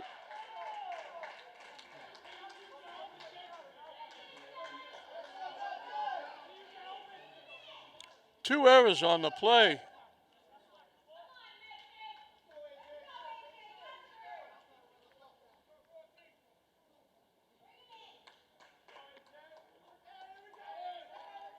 Two errors on the play. They didn't play the ground ball. The runner is safe. The runner went to 3rd. He took a wide turn. He was going to be a dead duck between 3rd and home. Galigi chasing it. Ran right into the Medford dugout trying to make the play. Good effort by Nico Galigi. But the runner came around 3rd. He was going to be dead, stuck between 3rd and home, and he threw it over the catcher's head for the 2nd error. The first error was booting the ground ball. So 2 errors on 1 play, and Medford gets their 2nd run.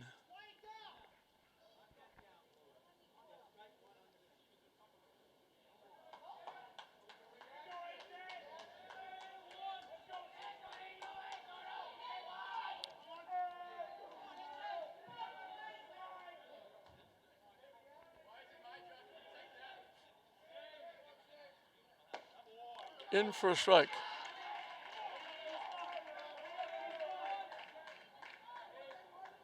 So this is A.J. Rourke. I don't know where he went to play. He was the pitcher. So he didn't come out. Hit to 3rd.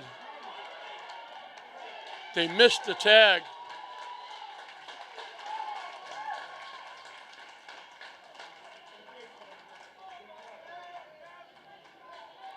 All of a sudden, Medford has the tying runs on base thanks to 3 errors.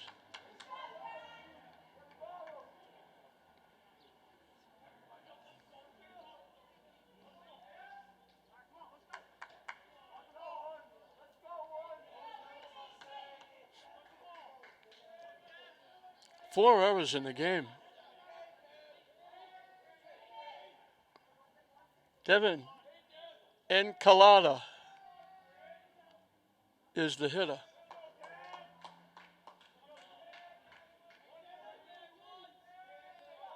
The runner just takes off, and that goes to the backstop. The runner had second base stolen, but he'll go to 3rd on the wild pitch.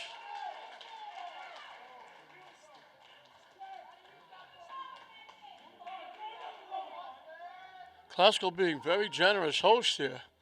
Brings Mike Sukowski out. 4 errors in the inning. Klasko scored 2 without a hit. Medford has scored 2 here without a hit. And they have the tying run at third with 2 outs.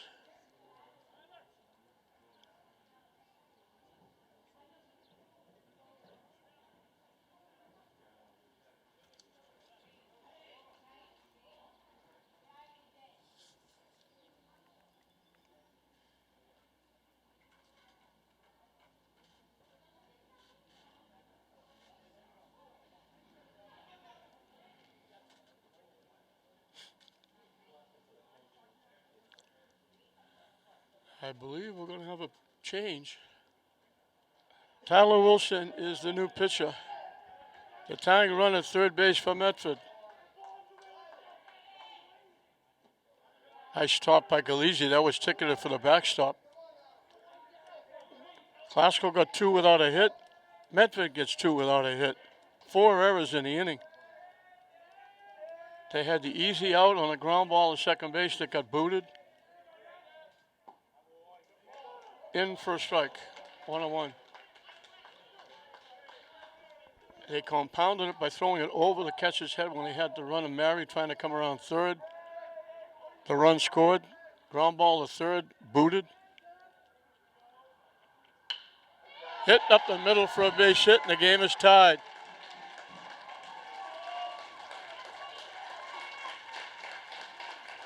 So they finally get a base hit. That ground ball to second would have been the third out. No runs in the inning. Instead, they scored 2. And now they scored the third with the first hit of the inning. Donald Davis, who's the pitcher, batting in the first baseman spot. Throw over to first, easily back is Encalada. Encalada ripped that one right up the middle for a base hit. That's only their third hit.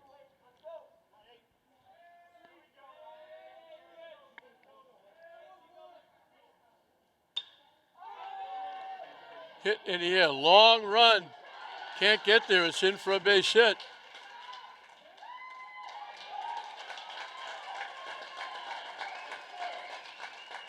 The Medford fans come alive. They were sitting on their hands 4-1 with 2 outs and a ground ball to second base. And all of a sudden, 3 runs in.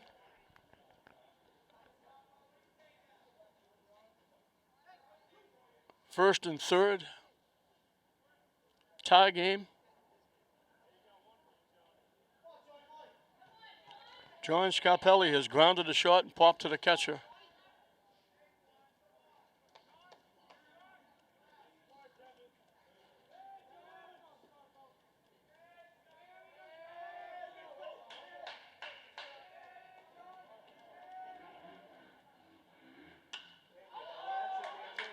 Pop behind second base.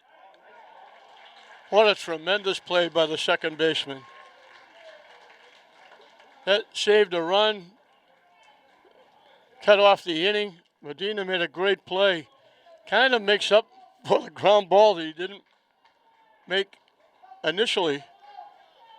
But Medford sends 8 to the plate. They score 3 and they don't get their base hit until they've got 2 in. They scored 2 without a hit. 4 errors in the inning. 1 base hit.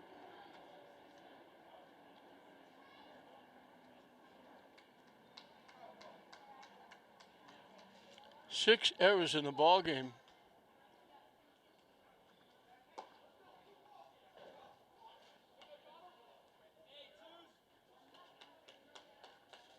Excuse me, 5 errors in the ball game.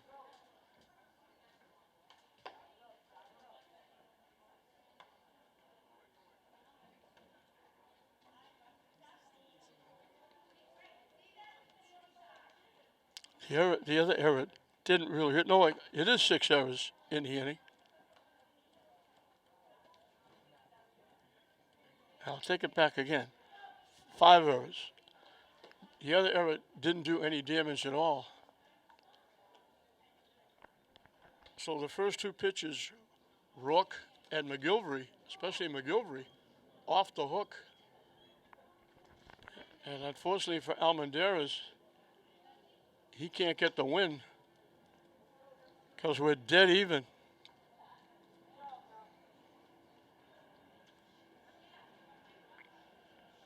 All the unearned runs charged to Almendarez.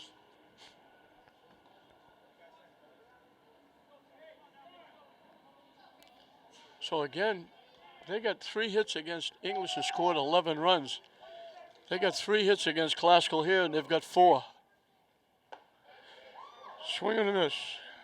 Brady Warren a single twice. He got the big base hit that knocked in the 2 runs that gave Classical their first lead.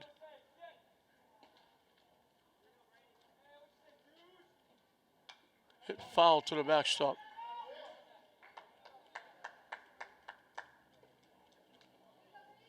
So second baseman Medina started that uprising, misplaying a ground ball. Would have been the 3rd out. But he makes a great play to end the inning with a run scoring, and strike 3 called.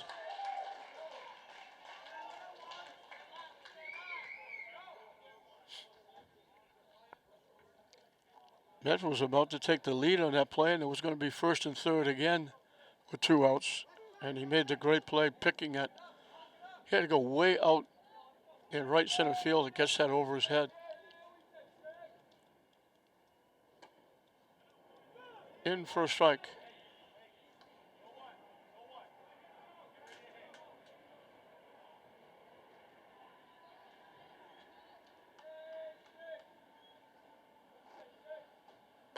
Way up and in.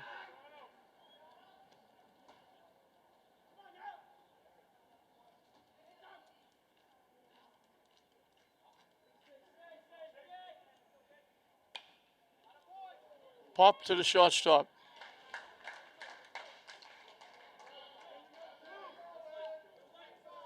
Two up, 2 down in the 5th. Daniel Leon singled, reached on an error, starting that 2-run 4th inning for Classical. At the time, extended the lead to 4-1. Hit foul to the backstop.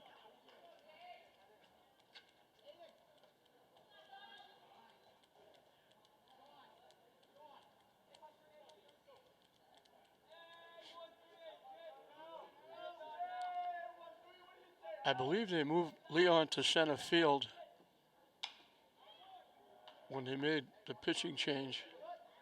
And they brought in a new left fielder, who I'm assuming will hit at the first baseman Christian Bates spot, but we didn't catch the number, so I don't know who it was.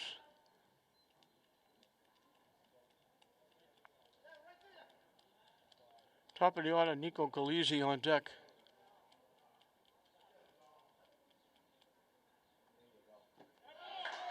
Swing and a miss. 2 strikeouts in the inning for Davis.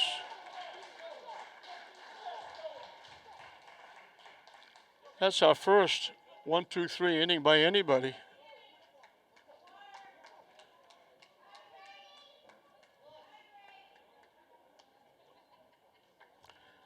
We've completed 5 here at Frazier Field. A complete turnaround. Classical was leading 4-1. Through 5, we're right back where we started. Dead even. Classical 4, Medford 4, going into the 6th inning. Tyler Wilson will start the inning after coming in relief in the 5th. He'll start the 6th and face the top of the order. Owen Kelly is singled, struck out, grounded to short.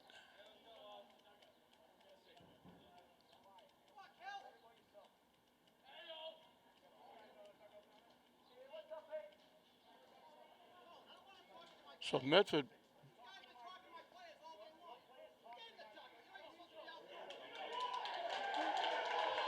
The Medford coach is getting right in the face of the assistant classical coach. He came out of the third base coach's box saying, "Why is the coach talk to my players?" He is upset. He's a really nice guy. Mike Sikorsky trying to calm him down. He said, "Why is your coach?" The classical coach is way out, almost in play. Now they're moving him back, telling him to get in the dugout.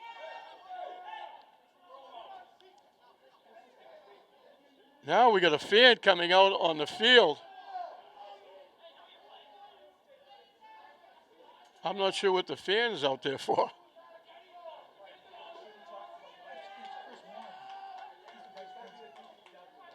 I didn't recognize Chris Warren, the vice principal of classical. They got after, I guess Medford coach was upset because the classical assistant coach was talking to the Medford players, and he's been way out of the dugout, but he hasn't been a problem. But now the Medford coach is one of the nicest people I've ever met. He went ballistic, got right in the face of the assistant coach. Mike Sikorsky separated them. That got the Medford fans excited.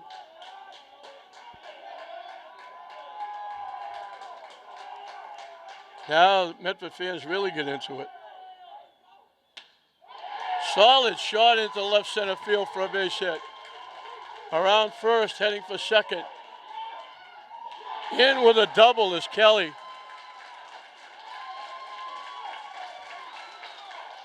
And that really brings the Medford fans into it.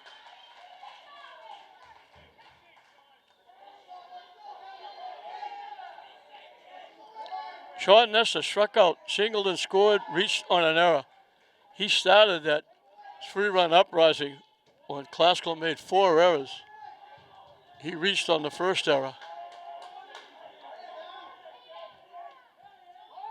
Squaring to bunt, the pitch is wide.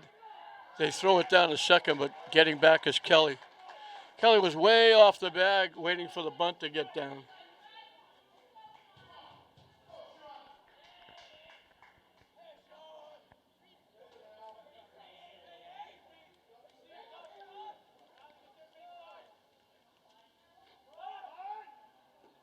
Low for a ball. They throw it down again.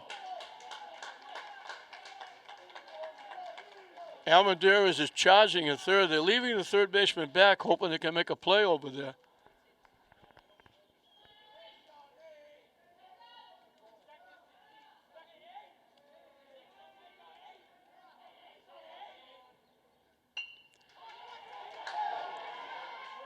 Nobody covering first. It's a base hit.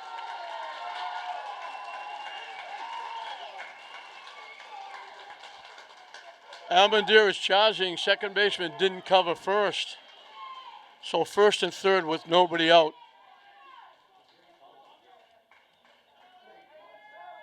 Aiden Barry grounded out, walked, popped to the third baseman.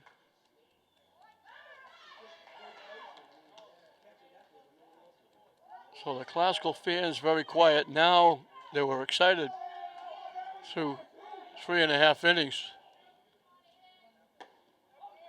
The Medford fans now, they were quiet for a long time, and they're getting into it now.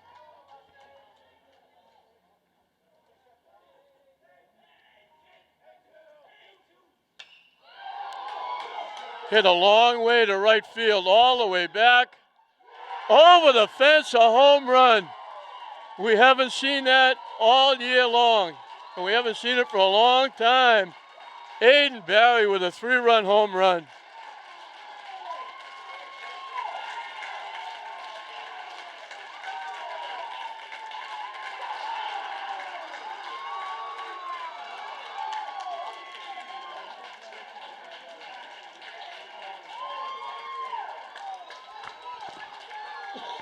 So they get those runs with hits. A shot and a half. I don't remember the last time I saw one hit out of here.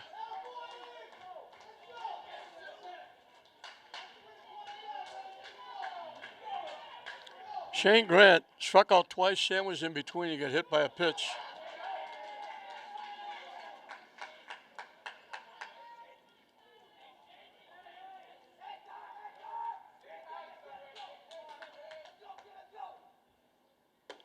High for a ball.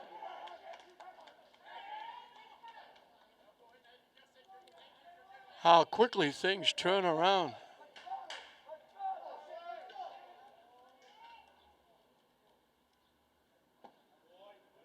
In for a strike.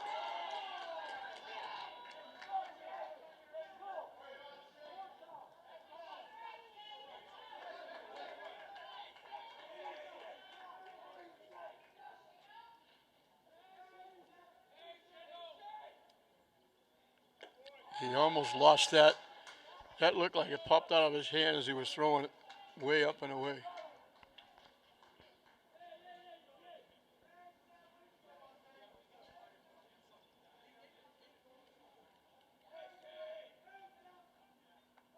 And he hits him.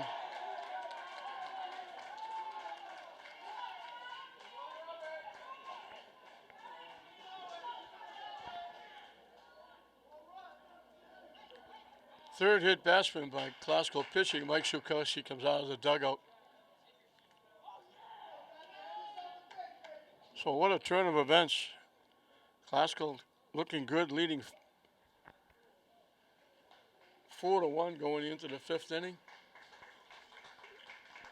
They donate 3 runs in the fifth inning with 4 errors.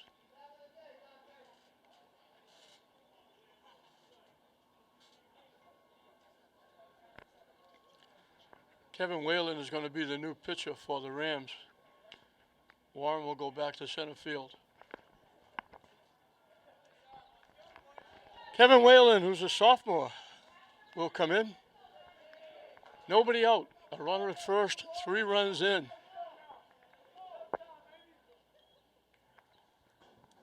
Tyler Wilson goes back to center field. Leon goes back to left field.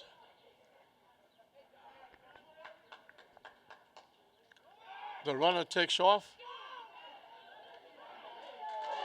Out at second base.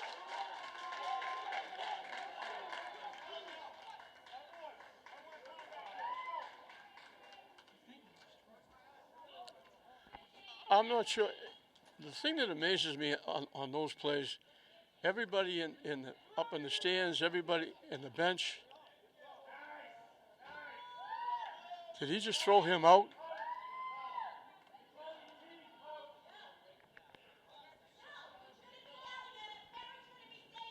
Did he just throw the player out? The player got really upset.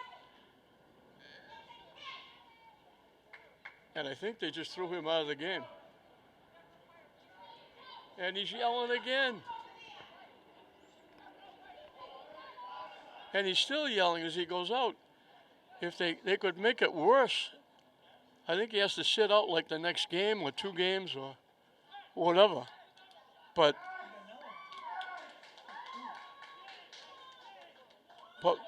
what good does it do you to scream and yell and holler? They called you out. Do you think if you yelled, the umpire's going to say, you know what, you're right, you're safe? It's senseless.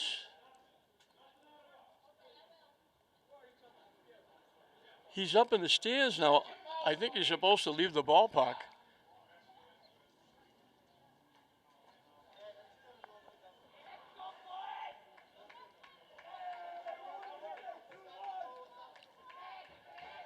And it might be one of his relatives, father or something, coming down to talk to him.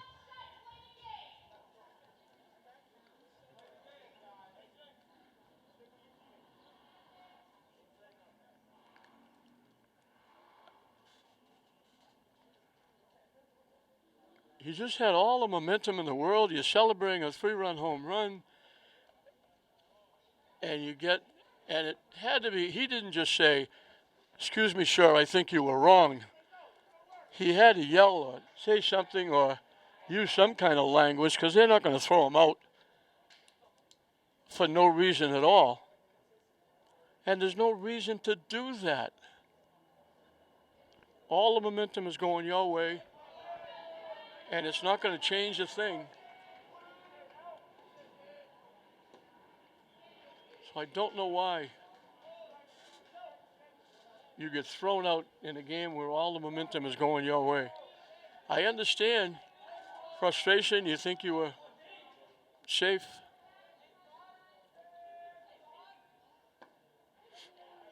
But nothing is going to change the umpire's call.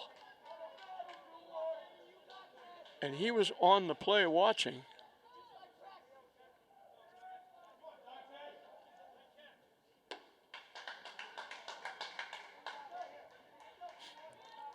So this is Giambusso, the catcher, who has walked, hit a sacrifice fly, reached on an error, scored a run. He's knocked in a run and scored a run.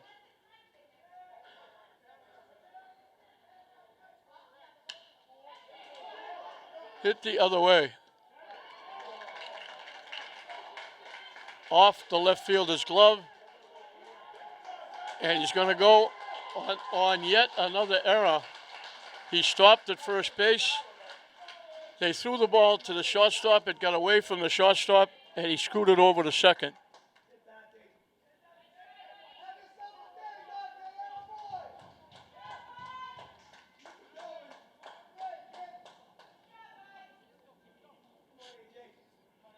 Six errors in the game for the Rams.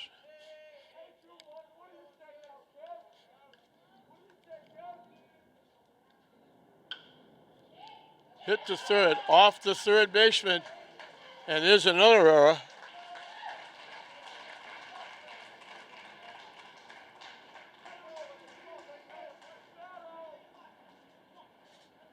The only out in the inning is the ejection.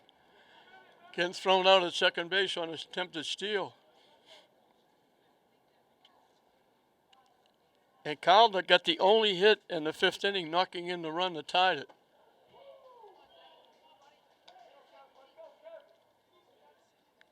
He had flied out and struck out previous two times. He's facing Whalen for the first time.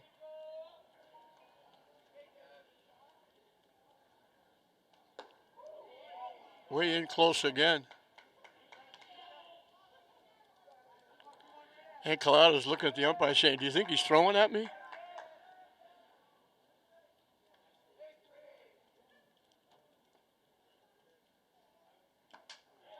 Foul tip, Khaleesi holds on.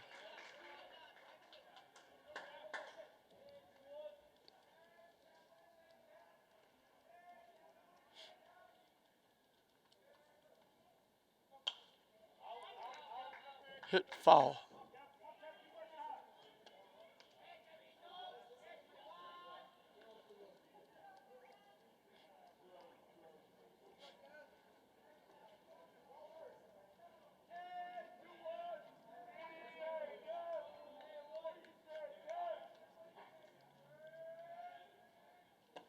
Way up and in again.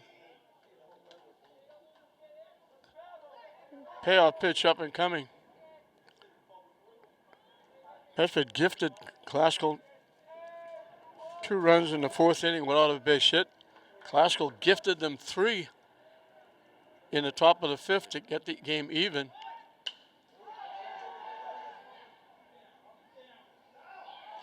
It's in for a base hit. The runners were on the move. The runners were off with the pitch, and they all ran.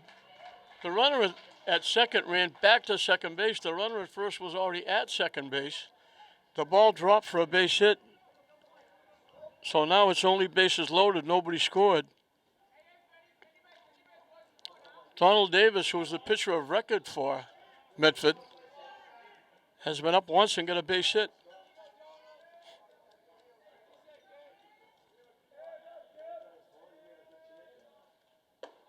High and tight for a ball. So they gifted Medford 3 to get them tied, and then Medford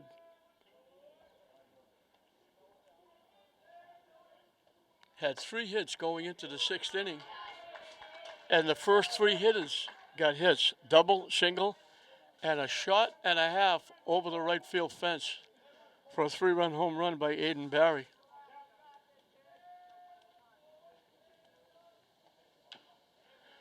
Chopped foul behind home plate. So we've had everything here.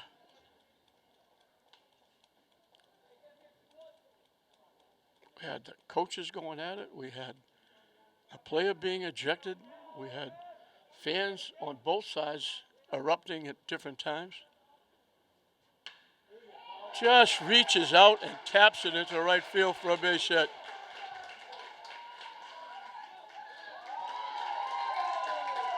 Inside out swing.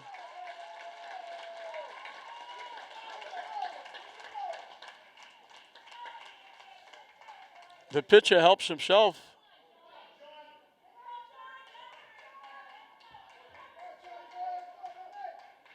Yeah, we got first and third.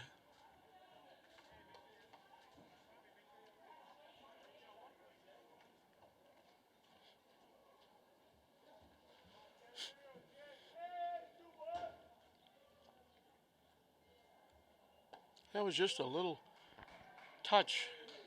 Pitcher's on the outside part of the plate. Just a little half swing inside out. And just tapped it into right field. And he gets 2 RBI. Scarpelli is the 9th hitter in the inning. Squares the bunt and misses it, and they got the runner caught off third. And they throw it away. I don't believe it.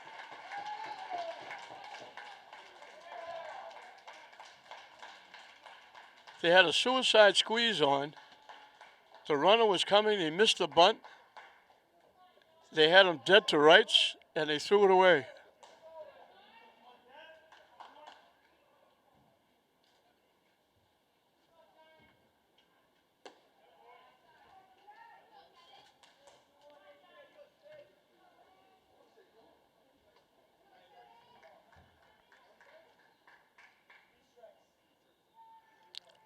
Eight errors for the Rams.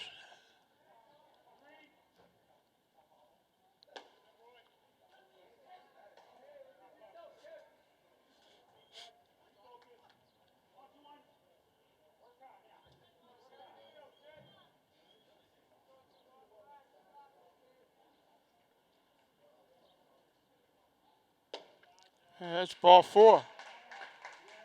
The beat goes on.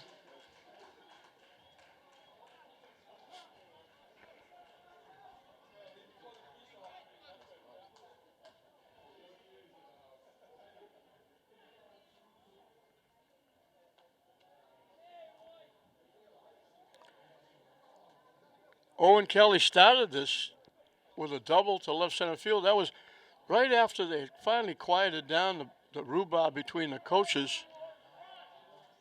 The next pitch, Kelly hit into left center field, and the Medford fans went wild, and they've gone wilder with this big inning. Hit the center field. Wilson started back. Now he starts in, makes the play. 2 away.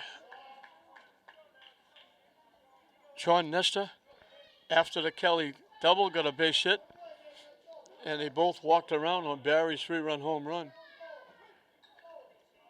So the 11th hitter in the inning.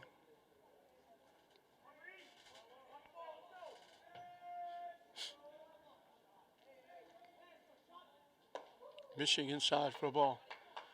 So that 4-4 tie is long gone. There's 5 runs on the board, and I don't know if somebody called the police, but the cops are here coming up in the stands.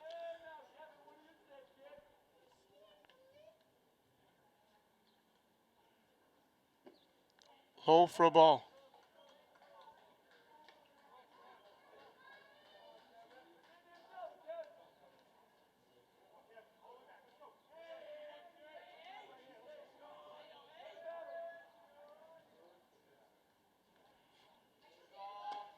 Wide for a ball.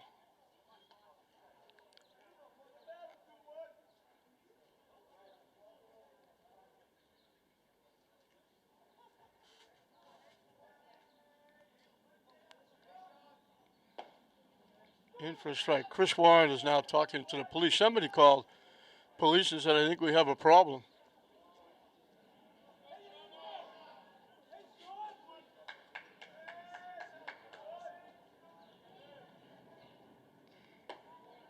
And that's another walk.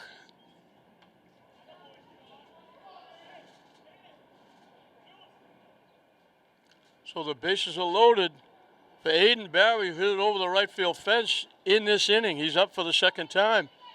He's the 12th hitter in the inning. He grounded out, walked, popped to the third baseman. They didn't get him the fourth time. He hit it over the right field fence.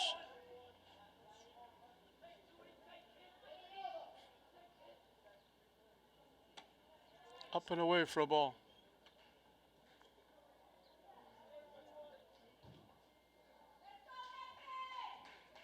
Five runs in.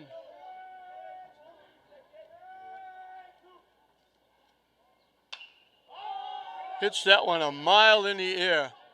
Lchs overran it. Whalen couldn't get it.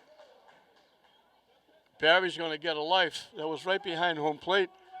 Lchs started down the first base line, and it was actually behind home plate. Whalen came flying in from the pitcher's mound.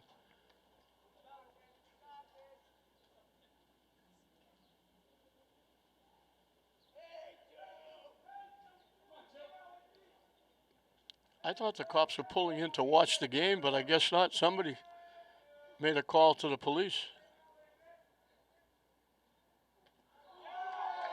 He gets hit with the pitch, and he's not happy about it. He'll get an RBI.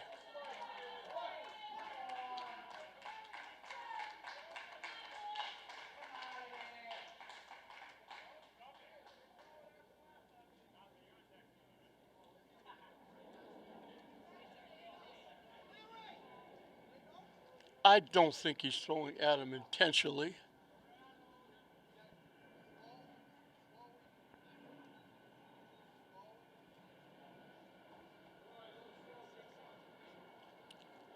Medford coach is coming out talking to his hitter, but he's also whispering in the ear of the umpire. Shane Grant struck out, got hit by a pitch. Struck out, got hit by a pitch. He's in a rut.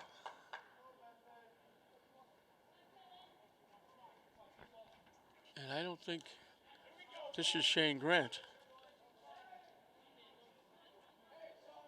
It's Ryan Stowe. He's pinch hitting.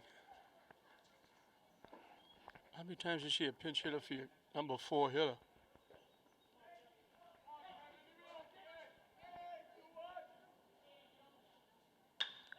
Hit in the left field for a base hit. They hold the runner at third.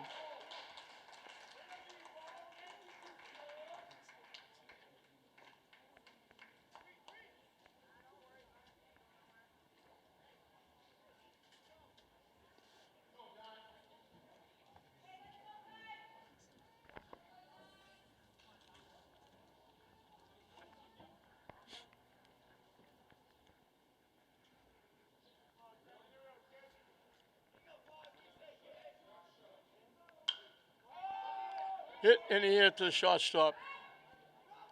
And the edge of the outfield grass, Brady Warren makes the play for the third out. 14 hitters go to the plate. 7 of them score. And all of a sudden, that 4-4 tie is now 11-4 Medford going into the bottom half of the 6th inning. Nico Lchs will lead off the 6th inning for Classical, and what a turn of events.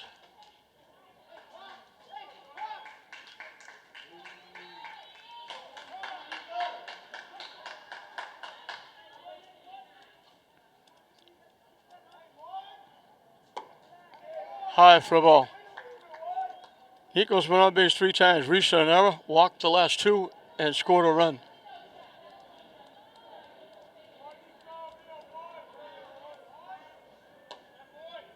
In for a strike. Chris Warren, the vice principal in Glasgow, came here to watch his son play baseball, and he's turned out to be a mediator.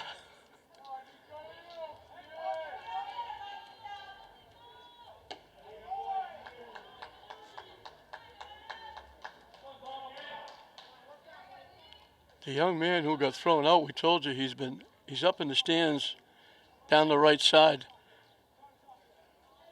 I think it's his mother and father who are with him. And the two police officers are there. And they're telling him that he's supposed to leave the ballpark. In for a strike. He was standing up there. He wasn't really doing anything after he got thrown. He did quite a bit to get thrown out.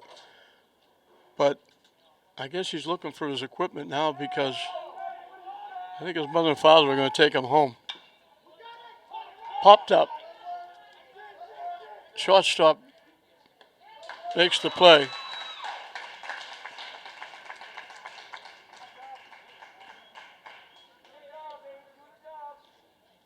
They get Lchs for the first time.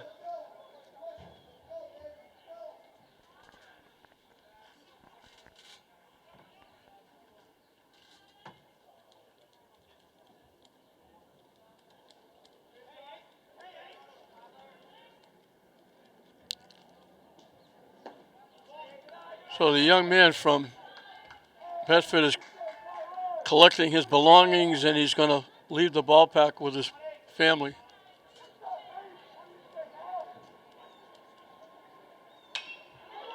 Hit to center field. Wound up making a great play. Wilson hit that a ton. Owen Kelly went back. He started to come in for the ball and realized it's going over his head. And he went back and made a tremendous catch. That could be an ESPN highlight.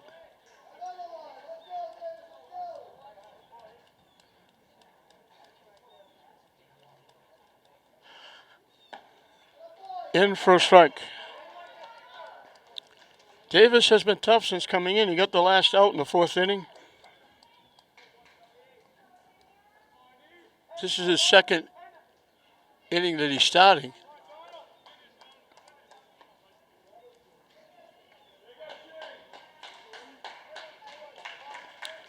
He's retired 6 in a row. Actually 7 in a row. Foul tip.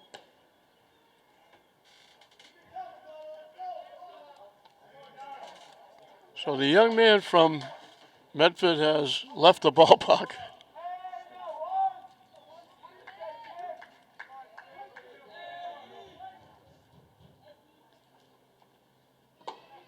Curveball hangs high.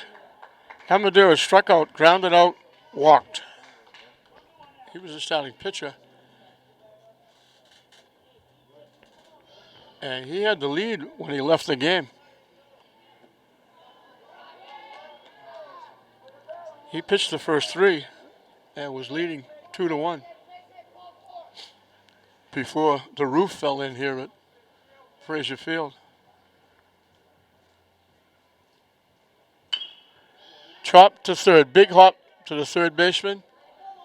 Strong throw. Another 1-2-3 inning. Davis's hat blew off when he made the pitch. He's retired 8 in a row.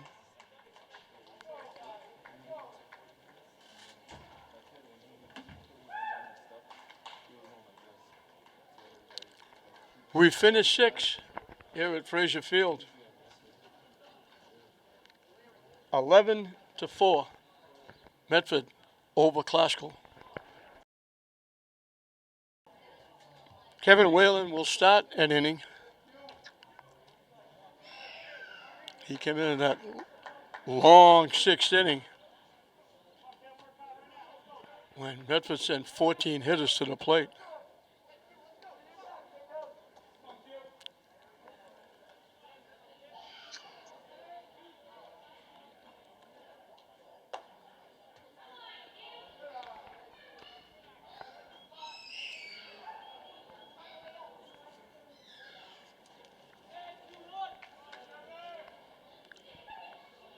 Medford will let their bench hit in the 7th inning. This is Quentin Neves.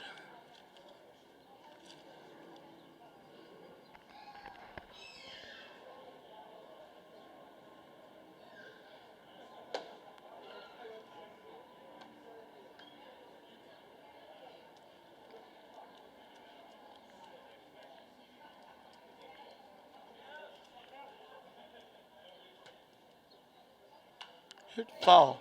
They gave him the green light on 3-0.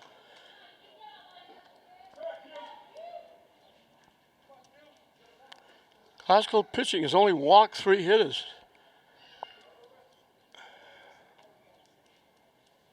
But they've hit 4.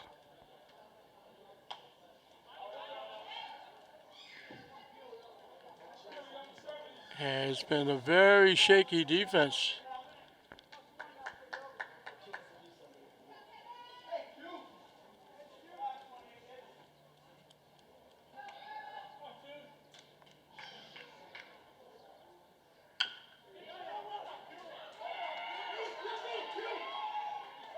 Nice play by Warren. Brady Warren went way behind the third baseman and on the fly got a strong throw across the diamond and throws the hitter out. Outstanding play by Brady Warren.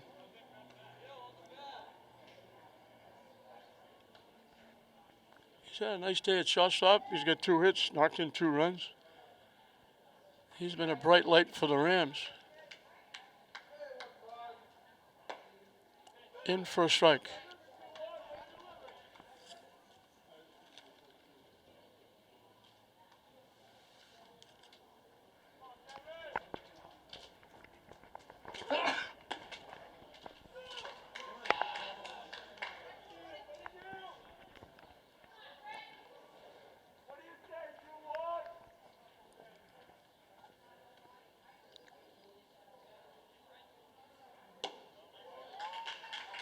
We're going to miss strike 3.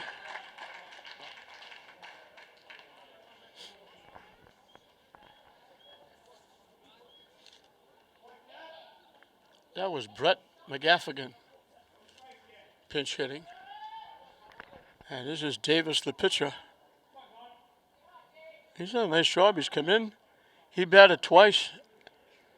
Once in the 5th inning, once in the 6th inning, and he got 2 base hits.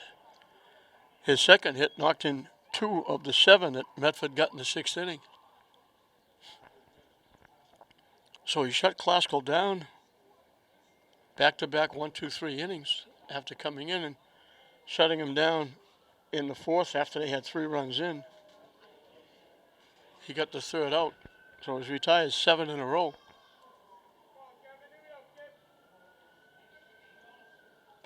Way wide for a ball.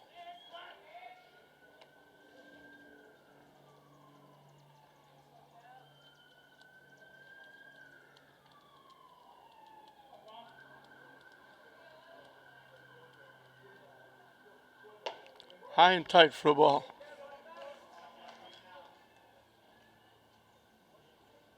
Thomas O'Leary is hoping that Davis can get on because he's in the on-deck circle, pinch hitting. Nice running catch. Tyler Wilson with a nice job. Whalen comes in, 7th inning, gets a 1, 2, 3 inning.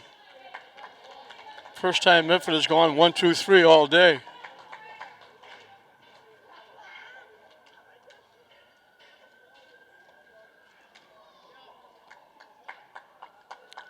So we're down to the last 3 outs. Glasgow needs a huge inning.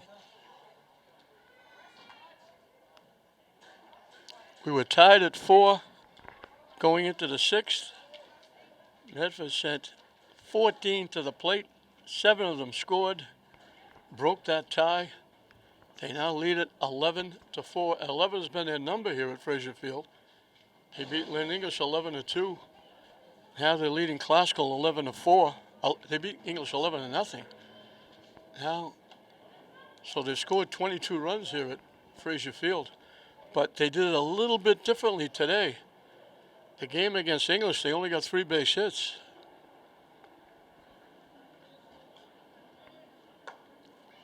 They had 3 hits through 5 innings. They managed to tie the game up when Classical made 4 errors in the inning. 3 of them back to back to back. 1 to start the inning. So 3 hits in 5 innings. And then in the 6th inning, they got 7 hits. The big one, the 3-run home run by Aiden Barry, and that came just after the hullabaloo when they had the runner thrown out at second base. But just before that, the coaches went at it. Looked like we are going to have a serious problem. They finally separated them, and then trying to steal second base, they called the runner out at second. He didn't like the call, and he must have said something that the umpire didn't like. I'm certainly, like I said before, I don't think he just said, "I think you missed that one, sir." He probably used some kind of language, and he was still yelling at the umpire as he was walking out.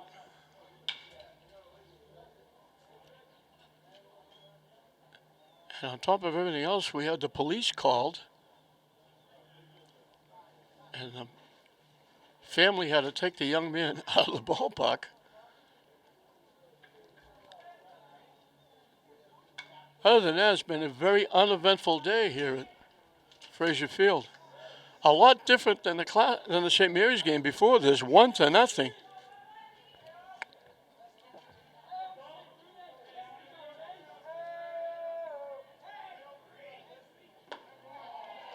Hangs high for a ball.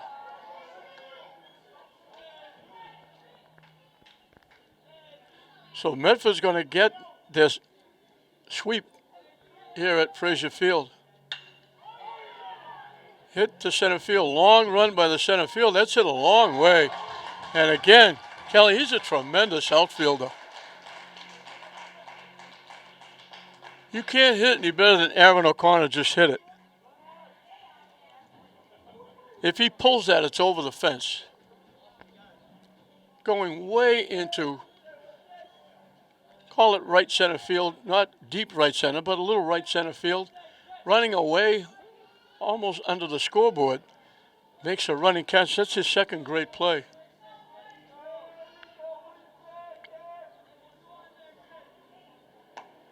Wide for a ball. 8 in a row retired by Davis.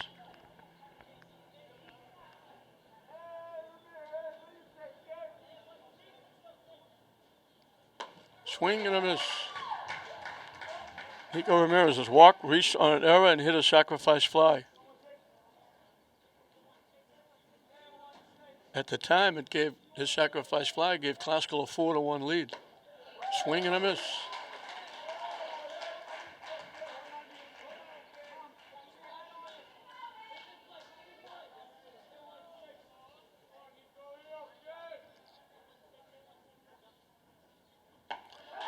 Swing and a miss.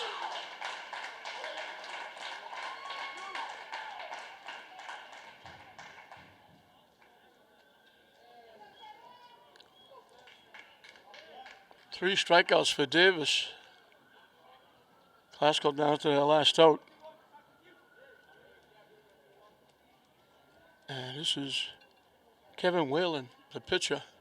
He's hitting in the spot for the first baseman, Spates, when they made all those changes.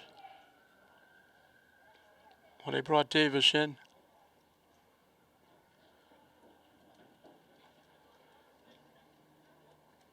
The starting pitcher, Rourke, went to first base. They took out the first baseman. Classical changed people all over the place. When they brought Warren in, they brought in a new left fielder, moved Leon to center, put Almaderas at first. That took the first baseman, Spates, out.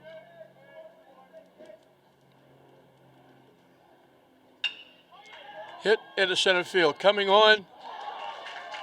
Can't make the play. It bounced in front of him. It would have been another great play. It goes all the way to the fence. Whalen is going to get a double. First hit given up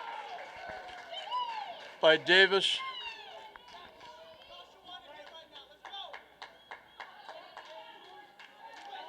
That breaks the streak of his retiring 9 in a row. Brady Warren singled, Singled in 2 runs. Last time up he struck out. He's made a couple of very nice plays at shortstop.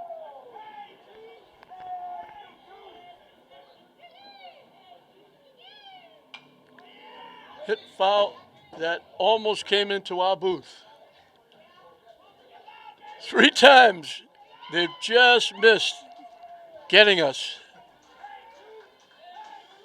It's not because they haven't tried.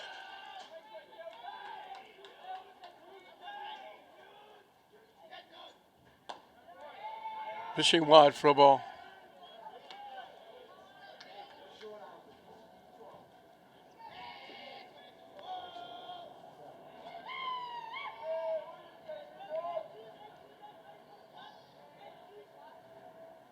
Way up and in. So the only thing good to come out of the pandemic is the teams will not be shaking hands at the end of the game. Because I don't know what would happen if we had to go through a line and everybody shake hands. Swing and a miss. Oh, deuces wild. 2 balls, 2 strikes, 2 outs. Bottom of the 7th.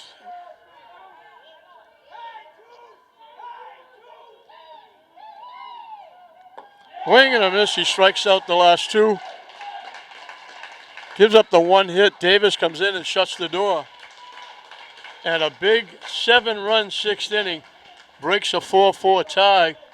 And Medford will stay perfect. They'll go to 4-0.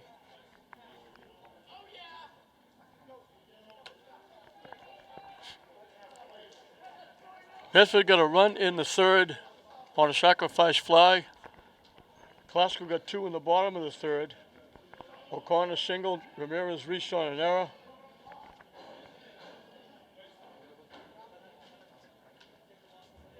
A stolen base put runners at 2nd and 3rd. Brady Warren with a big base hit. Knocked in the 2 to make it 2-1 Classical. They made it 2-1 Classical. They made it 4-1. They got an error, a walk to O'Connor, a little forced in a run.